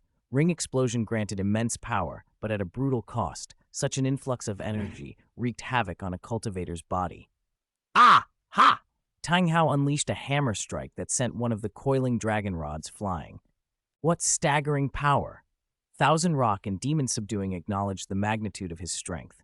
Neither of them held back. 9th spirit ability, 1 rod suppresses mountains and rivers, Thousand Rock Douluo shouted. 9th spirit ability, salvation of all beings, Demon Subduing Douluo added.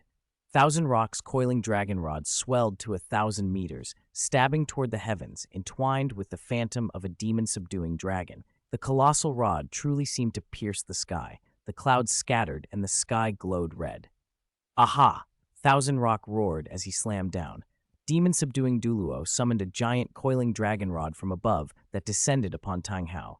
At the same time, Tidal Douluo Guangling charged his longbow and released an arrow. 3 fatal assaults fell upon Tang Hao. I cannot die. Not here. I haven't avenged Ayin, haven't avenged the Clear Sky Sect. Tang Hao screamed. He detonated 2 more spirit rings. Enveloped by the Slaughter God Domain, he took on the appearance of a blood-red berserker. An arrow punched into his chest and blood spat from the wound. Tang Hao grit his teeth and swung the Clear Sky hammer skyward. Boom!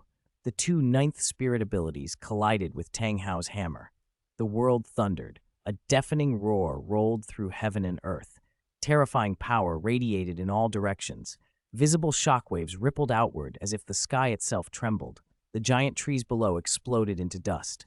The earth cracked like a spiderweb. Stones shattered into powder. Tang Hao spat blood, and his entire body rocked backward like a kite with a broken string, tumbling 100 meters. He slumped, pale and spent. Still, his eyes burned bloodshot and his breathing rattled. Thousand Rock and Demon Subduing barely retreated 10 steps. The power of ring explosion is truly terrifying, Thousand Rock admitted. Hidden in the shadows, Gold Crocodile Douluo nodded to himself. Today Tang Hao will certainly die, he murmured. He's already detonated 8 rings and is grievously wounded. Even if 9-hearted Haitang came, it wouldn't help, Xiongxi Douluo laughed. That's right. If 9-hearted Haitang had a titled Douluo, maybe, but he doesn't. Titled Douluo Qingluan chuckled. They could finally avenge Qian Xunji. 6th and 7th, don't hold back. Use that, came an order. Understood. Thousand Rock and Demon Subduing exchanged a glance. Their coiling dragon rods touched. As the 2 rods converged, the demon-subduing dragon phantoms that coiled them roared and began to fuse. Lightning flashed. Brilliant light erupted. In an instant, the images coalesced into a 100-meter demon-subduing dragon. Its scales shimmered like molten gold, its eyes burned like lava. Thousand Rock and demon-subduing blurred into the dragon's head. The demon-subduing dragon opened its maw and rumbled. Tang Hao, prepare to die. Rod sweeps the 8 wastes. Dragon roars through the 9 heavens. The dragon dove.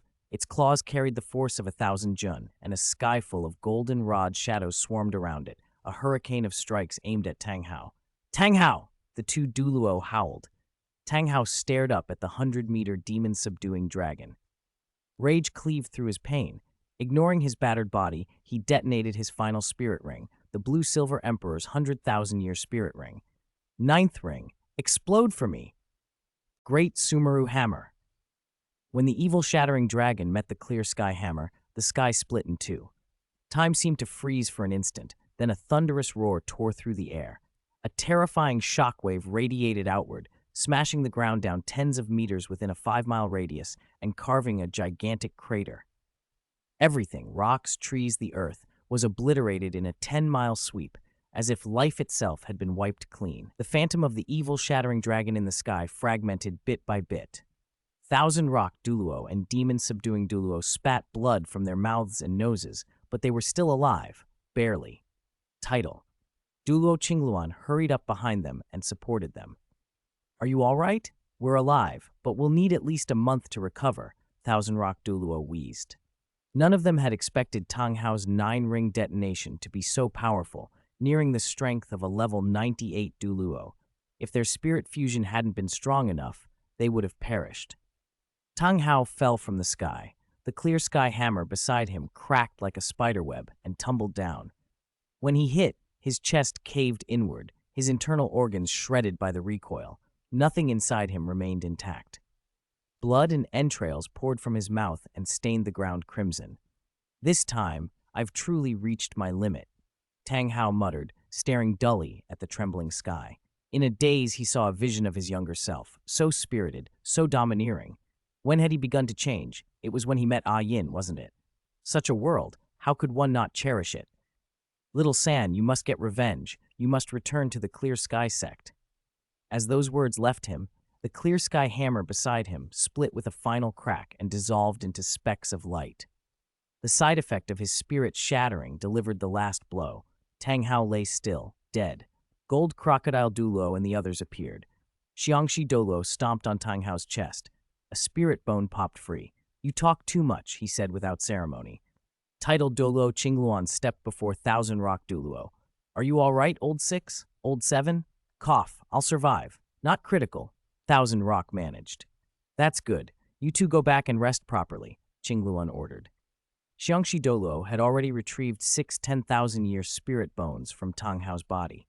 There are also 2 Clear Sky Sect legacy spirit bones, he said with a satisfied smile. Very good. We've avenged Shunji this time. Gold Crocodile Douluo exhaled with relief. Second brother, do you think we should spread the news of Tang Hao's death? It would send a clear message across the Douluo Continent on behalf of Spirit Hall. Let's decide once we get back, Qingluan replied. Nodding Academy. Tang San, who had been forcing himself to vomit, suddenly felt a sharp pang in his chest and a violent palpitation. He tasted bile and reflexively swallowed back what he'd just thrown up. Cough, cough. He slapped his own face hard, disgusted with himself. He had clearly spat it out, and yet here he was eating a bit of it again. But what was that palpitation just now? I have a bad feeling. Tang San frowned. Could it be Father? But Father disappeared a long time ago. I don't even know where he went. He sighed and pushed the thought away. God Realm. Above a sea of blood-red clouds stood a dark red temple, its surface writhing with liquid-killing intent that gnawed at the minds of any who drew near. On the divine throne sat a slender figure, clad in demon-patterned armor, glowing the same dark red. Asura God frowned. How did Tang Hao die like this? A guardian, just like that. If this goes on, Tang San won't survive either, someone warned. I left some divine force in his body, Asura God said tightly, but it's not enough to revive him. Asura God's gaze turned toward the temple gate, where a man in purple robes stood on the other side, the God King of Destruction, his old rival. The God King's tone was the same as always. Asura, don't try anything. With me here, you can't affect the lower world. Asura god cursed inwardly. Finding an heir had turned out to be far more troublesome than he'd expected. He sighed, then made a decision. Then I'll make him into an Asura puppet. It'll give him strength, enough to protect what matters. Douluo Continent. Tang Hao's broken limbs and shredded organs floated in the air, and a dazzling crimson light flickered across his dismembered corpse. The light wreathed, forcibly dragging severed limbs and shattered bones back into place. Under that red radiance, his body resealed with a grinding, bone-cracking sound. Asura god's divine force braided itself into crimson threads, replacing veins and nerves. Tang Hao's skin lost its natural hue and took on a deathly gray pallor. His eyes reddened to a bloodshot hollow glare, like a walking corpse revived. He dragged the restored clear sky hammer in one hand. The hammerhead pulsed with crimson killing intent. His movements were jerky and mechanical, puppet-like. From the depths of his chest came an inhuman, rasping sound. Go. Protect your child, Asura god commanded. Do not act unless Tang San's life is in danger. Go. A few days later, Tang Hao really died. Bibi Dong tilted her head, a rare surprise in her voice. Supreme Pontiff, the report was true. Interesting, the Supreme Pontiff murmured. I wonder if he'll reappear. After all, Tang Hao left behind a child. Title, Douluo Qingluan and the others returned to Spirit Hall and placed Tang Hao's spirit bones in the treasury. The 2 Clear Sky Sect legacy spirit bones were used by Spirit Hall to announce Tang Hao's death across the Douluo Continent. The news spread like wildfire. Clear Sky Sect. Sect Master, look, that Tang Hao is dead, fine, but he sent 2 of our greatest legacy spirit bones to Spirit Hall, the Great Elder spat. Tang Xiao ignored him, staring up at the sky as memories of his childhood flashed through his mind. Second brother was gone. He had wanted revenge but lacked the strength, and the other elders would never agree to oppose Spirit Hall. Many of the elders' descendants had died when Spirit Hall attacked the sect, so their hatred had been placed on Tang Hao. Ultimately, Tang Hao had been weaker than Spirit Hall and paid the price. Sect Master, say something, the elders clamored. Our Clear Sky Sect only had 3 legacy spirit bones, and now 2 are gone. Yes, Sect Master, those 2 are over 60,000 years old. The elders were furious and desperate. Tang Xiao's own spirit bones were at full rank now. If he could reclaim those 2, their descendants would be blessed. The pressure built until Tang Xiao snapped. What can I do? He burst out, his voice raw with anger at the accusations. Tang Hao used to be the genius you all praised, and when trouble came, you chased him away. Do you still have the face to speak of spirit bones? Chapter 18. The continent is shaken, and Yuehua is grieved. Tang Xiao's eyes were bloodshot. The elders fell silent at his appearance for a moment, then quickly resumed their accusations. You can't say that, one snarled. Who would have guessed Tang Hao would kill the Supreme Pontiff of Spirit Hall? Exactly. He even had a child with a spirit beast, an utter disgrace to the Clear Sky Sect. Our Clear Sky Sect doesn't have such people. The elders spoke one after another, painting Tang Hao as an unforgivable villain. Tang Xiao swallowed, forcing himself to speak. Silence. I will settle the matter with Spirit Hall about the spirit bones. With that, he turned and left. What's wrong with him? Another elder muttered. We're only doing this for the good of the Clear Sky Sect. Those were 2 inherited spirit bones. I always said this bloodline wouldn't work. High talent is useless if it can't bring our sect glory. First elder, what do you want us to do? Someone asked. What do we do now? All eyes fell to the first elder. We'll discuss specifics later, he said. If Tang Xiao can't retrieve the spirit bones, we remove him from his position. Then so be it, the elders agreed. At the 7 Treasure glazed tile school, Ning Fengji read the message in his hand and remained silent. Beside him, the elderly Gurong, soft-featured, almost baby-faced, spoke first. Fengji, this is likely true. The Clear Sky Sect's inherited spirit bones have appeared. I know, Ning Fengji murmured. I didn't expect Spirit Hall to find Tang Hao. Gurong shrugged. This concerns only the Clear Sky Sect and Spirit Hall. It's not our affair. But Spirit Hall is growing stronger, Ning Fengji said helplessly. We never even received information about them killing Tang Hao. To maintain our school as a support sect, we must constantly cultivate prodigies. Our innate talent is far below the Clear Sky Sect, and the Blue Lightning Tyrant Dragon Clan. That's true. Spirit Hall has branches everywhere. Of course, someone could have seen Tang Hao, Gurong said. They're showing their strength this time. Don't dwell on it. Focus on Rong. Maybe she can evolve her spirit into the 8 treasure-glazed tile pagoda. At the mention of Ning Rong, Ning Fengji's expression softened. Rongrong's innate level 9 spirit power made her the most promising student the school had seen in months, their future. Over in the Blue Lightning Tyrant Dragon Clan, Yu Yuanzhen stared at the same news with a heavy heart. I didn't expect Tang Hao to die. Life is truly uncertain. Yu Luomian, an informant for Spirit Hall, warned tremulously, Spirit Hall is getting stronger. With Tang Hao's talent, he was likely a power level 94 or 95, and he knew the Clear Sky Sect's secret techniques plus ring explosion. If Spirit Hall could kill him, they could destroy us too. Several elders bristled. Are you saying our clan is inferior to Tang Hao? Between us and the Clear Sky Sect is stronger, another elder said. If they won't stand up to Spirit Hall, are we to throw ourselves away? Yu Luomian bristled at their pride. We are the Blue Lightning Tyrant Dragon Clan, he shouted. The elders' arrogance disgusted him. They relied only on brute strength, only one titled Douluo in the clan, and even the 9 crowns of the true dragon wouldn't ensure victory against Spirit Hall. The elders were trapped in sectal glory, blind to the dark tide rising beneath the surface. The current Supreme Pontiff Bibi Dong was ruthless and ambitious. Their old arrogance had brought them ruin. Still, Yu Luomian kept his temper. Enough. This is the Clear Sky Sect's matter. We will continue to develop. Yes, news of Tang Hao's death shook more than just the upper 3 sects. The 2 great empires, Heaven Do and Star Luo, were also stirred. More than 10 years ago, Tang Hao had been one of the twin stars of the Clear Sky Sect.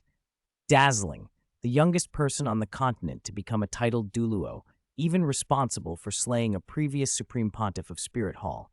For Spirit Hall to have avenged that now, killing Tang Hao, sent shockwaves across the lands. Rumors spread through the streets and alleys like wildfire. In Heaven Do City, at the Moon Pavilion, the news struck Tang Yuhua in the middle of a melody. Her fingers froze on the zither strings. The music stopped.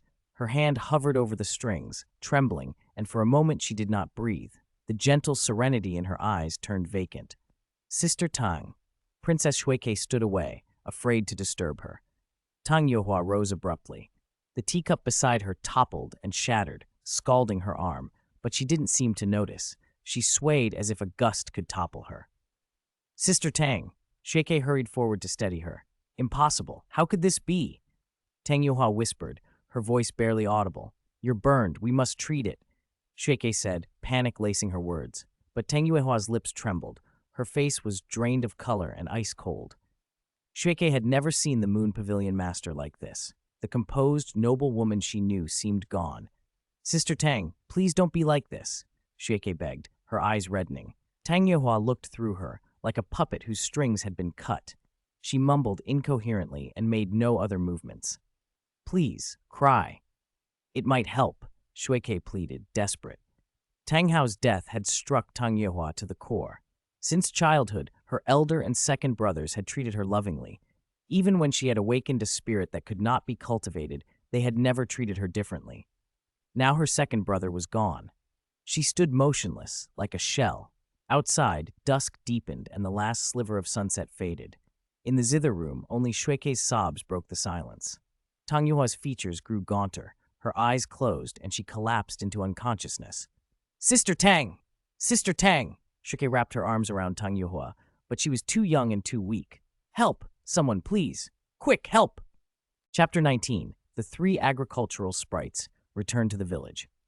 Time flew by. 2 years had passed. When Xiao Ze learned of Tang Hao's death 2 years earlier, Grandpa Xiao had told him in private. No one else knew. Because Tang Hao had died nearby, the Nuoding City Lord, fearing reprisals from the Clear Sky Sect, suppressed the news. Few people in Nuoding City knew the truth. During those 2 years, Xiao Ze devoted himself to cultivation at the academy, supported by a large supply of rice and wheat. He advanced quickly. After 2 years, he had reached spirit power level 20, and his physique had strengthened considerably. He had also cultivated 3 more agricultural sprites. wheat, shimang, corn, yujin, and potato, the Earth Potato King. Using substantial resources, Xiao Ze raised all 4 of his agricultural sprites to excellent quality. They unlocked their second skills and became far stronger. At the same level, higher quality sprites had greater power, and the crops they tended improved as well. Ordinary rice became Jade Spirit Crystal Rice, with far better effects when eaten. With these advantages, Xiao Ze's cultivation speed even surpassed Tang San's. Tang San's spirit power sat at 26. Once he obtained his super limit second spirit ring, his spirit power might reach around 23 or 24. Xiao Ze was almost on par with him. Xiao Ze politely walked into Principal Xiao's office. "Grandpa Xiao." "Oh, Xiao Ze, are you going to acquire your second spirit ring?" Principal Xiao's hair had darkened under the nourishment of Xiao Ze's special crops, and his spirits had improved. He'd even taken an interest in cultivation again. Perhaps one day he might reach Spirit Saint or even Spirit Douluo. "That's right, Grandpa Xiao. These are special crops for you." Xiao Ze handed the principal a bag. "Ha ha! I'll take them then." Principal Xiao tasted the crops and was surprised, but more than that, he was moved. He and Xiao Ze were not related by blood, but they were close as family. "Xiao Ze, I plan to acquire the spirit ring on my own this time," Xiao Ze added. Principal Xiao frowned. "Xiao Ze, 1,000-year spirit ring is dangerous." "Grandpa Xiao, you know I've broken through and I'm much stronger now. Absorbing it shouldn't be a problem. As for fighting, Sui Hua and the other 4 aren't weak either." Xiao Ze wasn't exaggerating. Sui Hua and the other agricultural sprites had spirit power on par with his, and their improved quality gave them formidable combat strength. Each sprite had its own advantages: attack, range, defense, and so on. All right. Principal Xiao relented. He'd seen Xiao Ze's current combat power and knew dealing with a spirit elder wouldn't be a problem. With these improvements, a spirit ancestor could potentially be challenged. "Well, Grandpa Xiao, I'll go back to the village first. I haven't been back in a year." "Okay." Principal Xiao watched as Xiao Ze left. Xiao Ze returned to the dormitory and glanced at Xiao Wu and Tang San cuddling together. He cast a faint glance at Xiao Wu. After Tang San drank the yellow liquid, she still cozied up to him. She lived up to her reputation as a flirtatious rabbit. The two barely acknowledged Xiao Ze. He didn't interact much. They didn't know what level he had reached. Tang San was confident Xiao Ze wasn't as strong as him. After all, Tang San was born with full spirit power and had been cultivating longer. Xiao Ze packed his things and left for the village, Principal Xiao trailing behind him. In the afternoon, Xiao Ze arrived at Qingxi village. "Oh, Xiao Ze, you're back!" Aunt Li called out in surprise. "Aunt Li, I'm back. That's wonderful. Come on, I'll tell everyone." Before Xiao Ze could refuse, Aunt Li had already run off. "Everyone, come out and see. Xiao Ze is back! Xiao Ze is back!" The quiet of Qingxi village burst into life as familiar faces appeared. "Xiao Ze, how have you been at school? Has anyone bullied you? You've gotten much stronger. You've really grown. What level are you now?" They spoke one after another, full of enthusiasm. The villagers might not fully understand the details of spirit masters, but they remembered Xiao Ze's past and cared for him like family. All right, Xiao Ze's back. You old women, go prepare the ingredients. We'll have a big feast tonight," the village chief called, and everyone set to work. "Wait, Aunt Li, take this bag of rice. It's good rice." Xiao Ze handed her a bag of special rice he'd kept. All right. None of the villagers had spirit power, but this rice could improve their health and maybe even ease long-standing ailments. Principal Xiao watched from the shadows, a smile on his face. "What a good child," he murmured. Dusk settled, and Qingxi village thrummed with life beneath the last light. In the square under the old locust tree, a dozen wooden tables were set, each piled with steaming dishes. Since Xiao Ze had become a spirit master, village life had improved. He'd helped build the square and other facilities, and many houses had been renovated. Xiao Ze hadn't forgotten his roots. Everyone gathered at the tables, bowls filled with Xiao Ze's rice. Men toasted with wine, women fed their children, and the food steamed in the cool evening air. This rice Xiao Ze gave us is really delicious." "Yes, it tastes different from what we usually eat." Faces shone with smiles. "Xiao Ze, where did you get this rice?" someone asked. "This rice can't be bought. I cultivated it with my spirit," Xiao Ze told them. They ate eagerly. No wonder it's so good, cultivated by Xiao Ze's spirit. It smells so fragrant. After I eat it, I feel warm all over. If you like it, eat more. I brought plenty. Xiao Ze no longer had use for that ordinary batch of rice himself. He was eating jade spirit crystal rice now. He planned to leave the corn, potatoes, and other stores for the villagers. A yellow dog lay at the foot of a table. Xiao Ze tossed it some bones. The dog chewed happily, tail thumping the ground. The old village chief, slightly tipsy, tapped his bowl and started to sing a folk song. Oh? Yo? The locust blossoms fall, the stream rises. Every household's hearth reflects the moon. Children steal fish and hide beneath the tables. Yellow dogs circle, begging for fragrant bones. The sound of the stream, clinking cups, and laughter blended together. Xiao Ze's smile never left his face. Without spirit power, he might have lived an ordinary life like this, and he liked it. Chapter 20, Blue Silver Emperor Gift Pack. Suihua begins to improve in quality. After staying in the village for 3 days, Xiao Ze went straight to the neighboring Saint Spirit village. Tang Hao was dead, but the Blue Silver Emperor and its spirit bone were still there. He had to find them. Crops could be improved with resources, and the Blue Silver Emperor's blood was a resource too. Xiao Ze didn't know the waterfall's exact location, only that it lay within a dozen kilometers of Saint Spirit village. He could only search methodically. Xiao Ze summoned Suihua and the 3 other agricultural sprites. Suihua, spread out and see if there's a waterfall nearby. Suihua nodded and set off with Shimang and the others. Hidden in the shadows, Principal Xiao watched in bewilderment. He didn't understand why Xiao Ze was hunting for a waterfall, but this was clearly Xiao Ze's business. A 12-kilometer radius was a lot for a level 20 spirit master to cover. Searching the whole area might take days. But trading a few days for a 100,000-year spirit bone and the Blue Silver Emperor was a bargain. On the first day, Xiao Ze harvested several spirit herbs. On the second, he hunted some spirit beasts, and on the third, he explored most of the area. On the 4th day, he looked travel-worn and tired, until a 3-meter-wide potato rolled up to him. Its surface was covered in rock crystal scales that could open like plates, and 6 thick vine-like tentacles trailed from it. "Earth Potato King, did you find the waterfall?" Xiao Ze asked. The Earth Potato King rolled and indicated yes. It was a single-bodied creature, no clear distinction between legs and torso. "Good." Xiao Ze rubbed its smooth head with delight and used his first soul skill to summon Suihua and the other 2 agricultural sprites back. They were still a little confused. "All right, the Earth Potato King found the waterfall. Let's go see." They followed the Earth Potato King to a waterfall. Behind the curtain of water, the mountain wall rose steep and verdant. This had to be where the Blue Silver Emperor was. "Yujin, come here."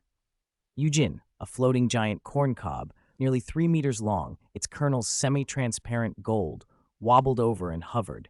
Xiao Ze climbed onto Yujin's back. "Let's take a look up there."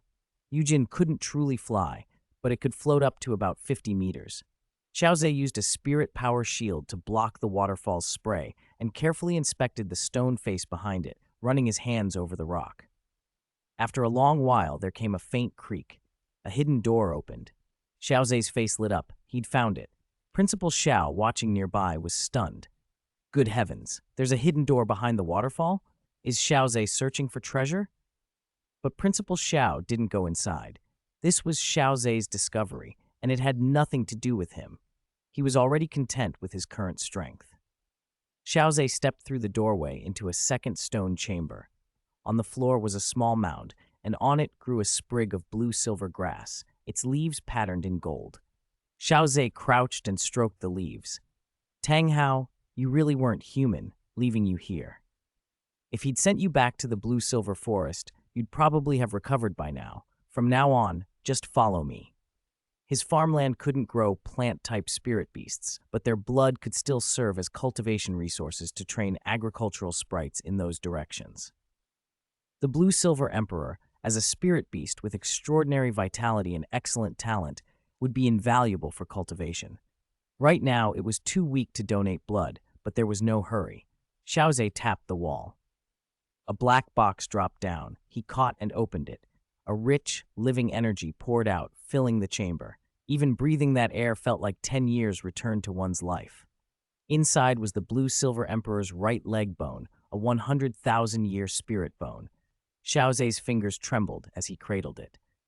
Throughout the Douluo Continent, there were probably fewer than 20 spirit bones of that age. He forced himself to think practically. There were two main options. First, he could absorb the bone himself. His spirit power would jump drastically, perhaps straight to level 30. But of the blue-silver emperor's two spirit abilities, only wildfire burns not out, spring wind blows to life again would be truly useful to him, and even then, that ability was specific to the blue-silver grass lineage. It could regrow severed limbs, but for non-blue-silver grass spirit masters, its utility was limited. The second ability was a flying skill, but its speed was slow, useless compared to what flying at higher ranks offered. Besides, Xiao Ze already had Yu Jin, which floated fast enough for his needs. The other option was to treat the spirit bone as a resource and feed it to his agricultural sprites, which would greatly improve their quality and accelerate his foundation building. If he fed it to Suihua, who'd been with him longest and whose crops mattered most, Suihua's improvement would help his own growth. Better rice, better physique, faster cultivation, and possibly a 10,000-year spirit ring by the time he reached his third spirit ring. It was a choice between immediate power and long-term development. After a moment of thought, Xiao Ze chose the latter.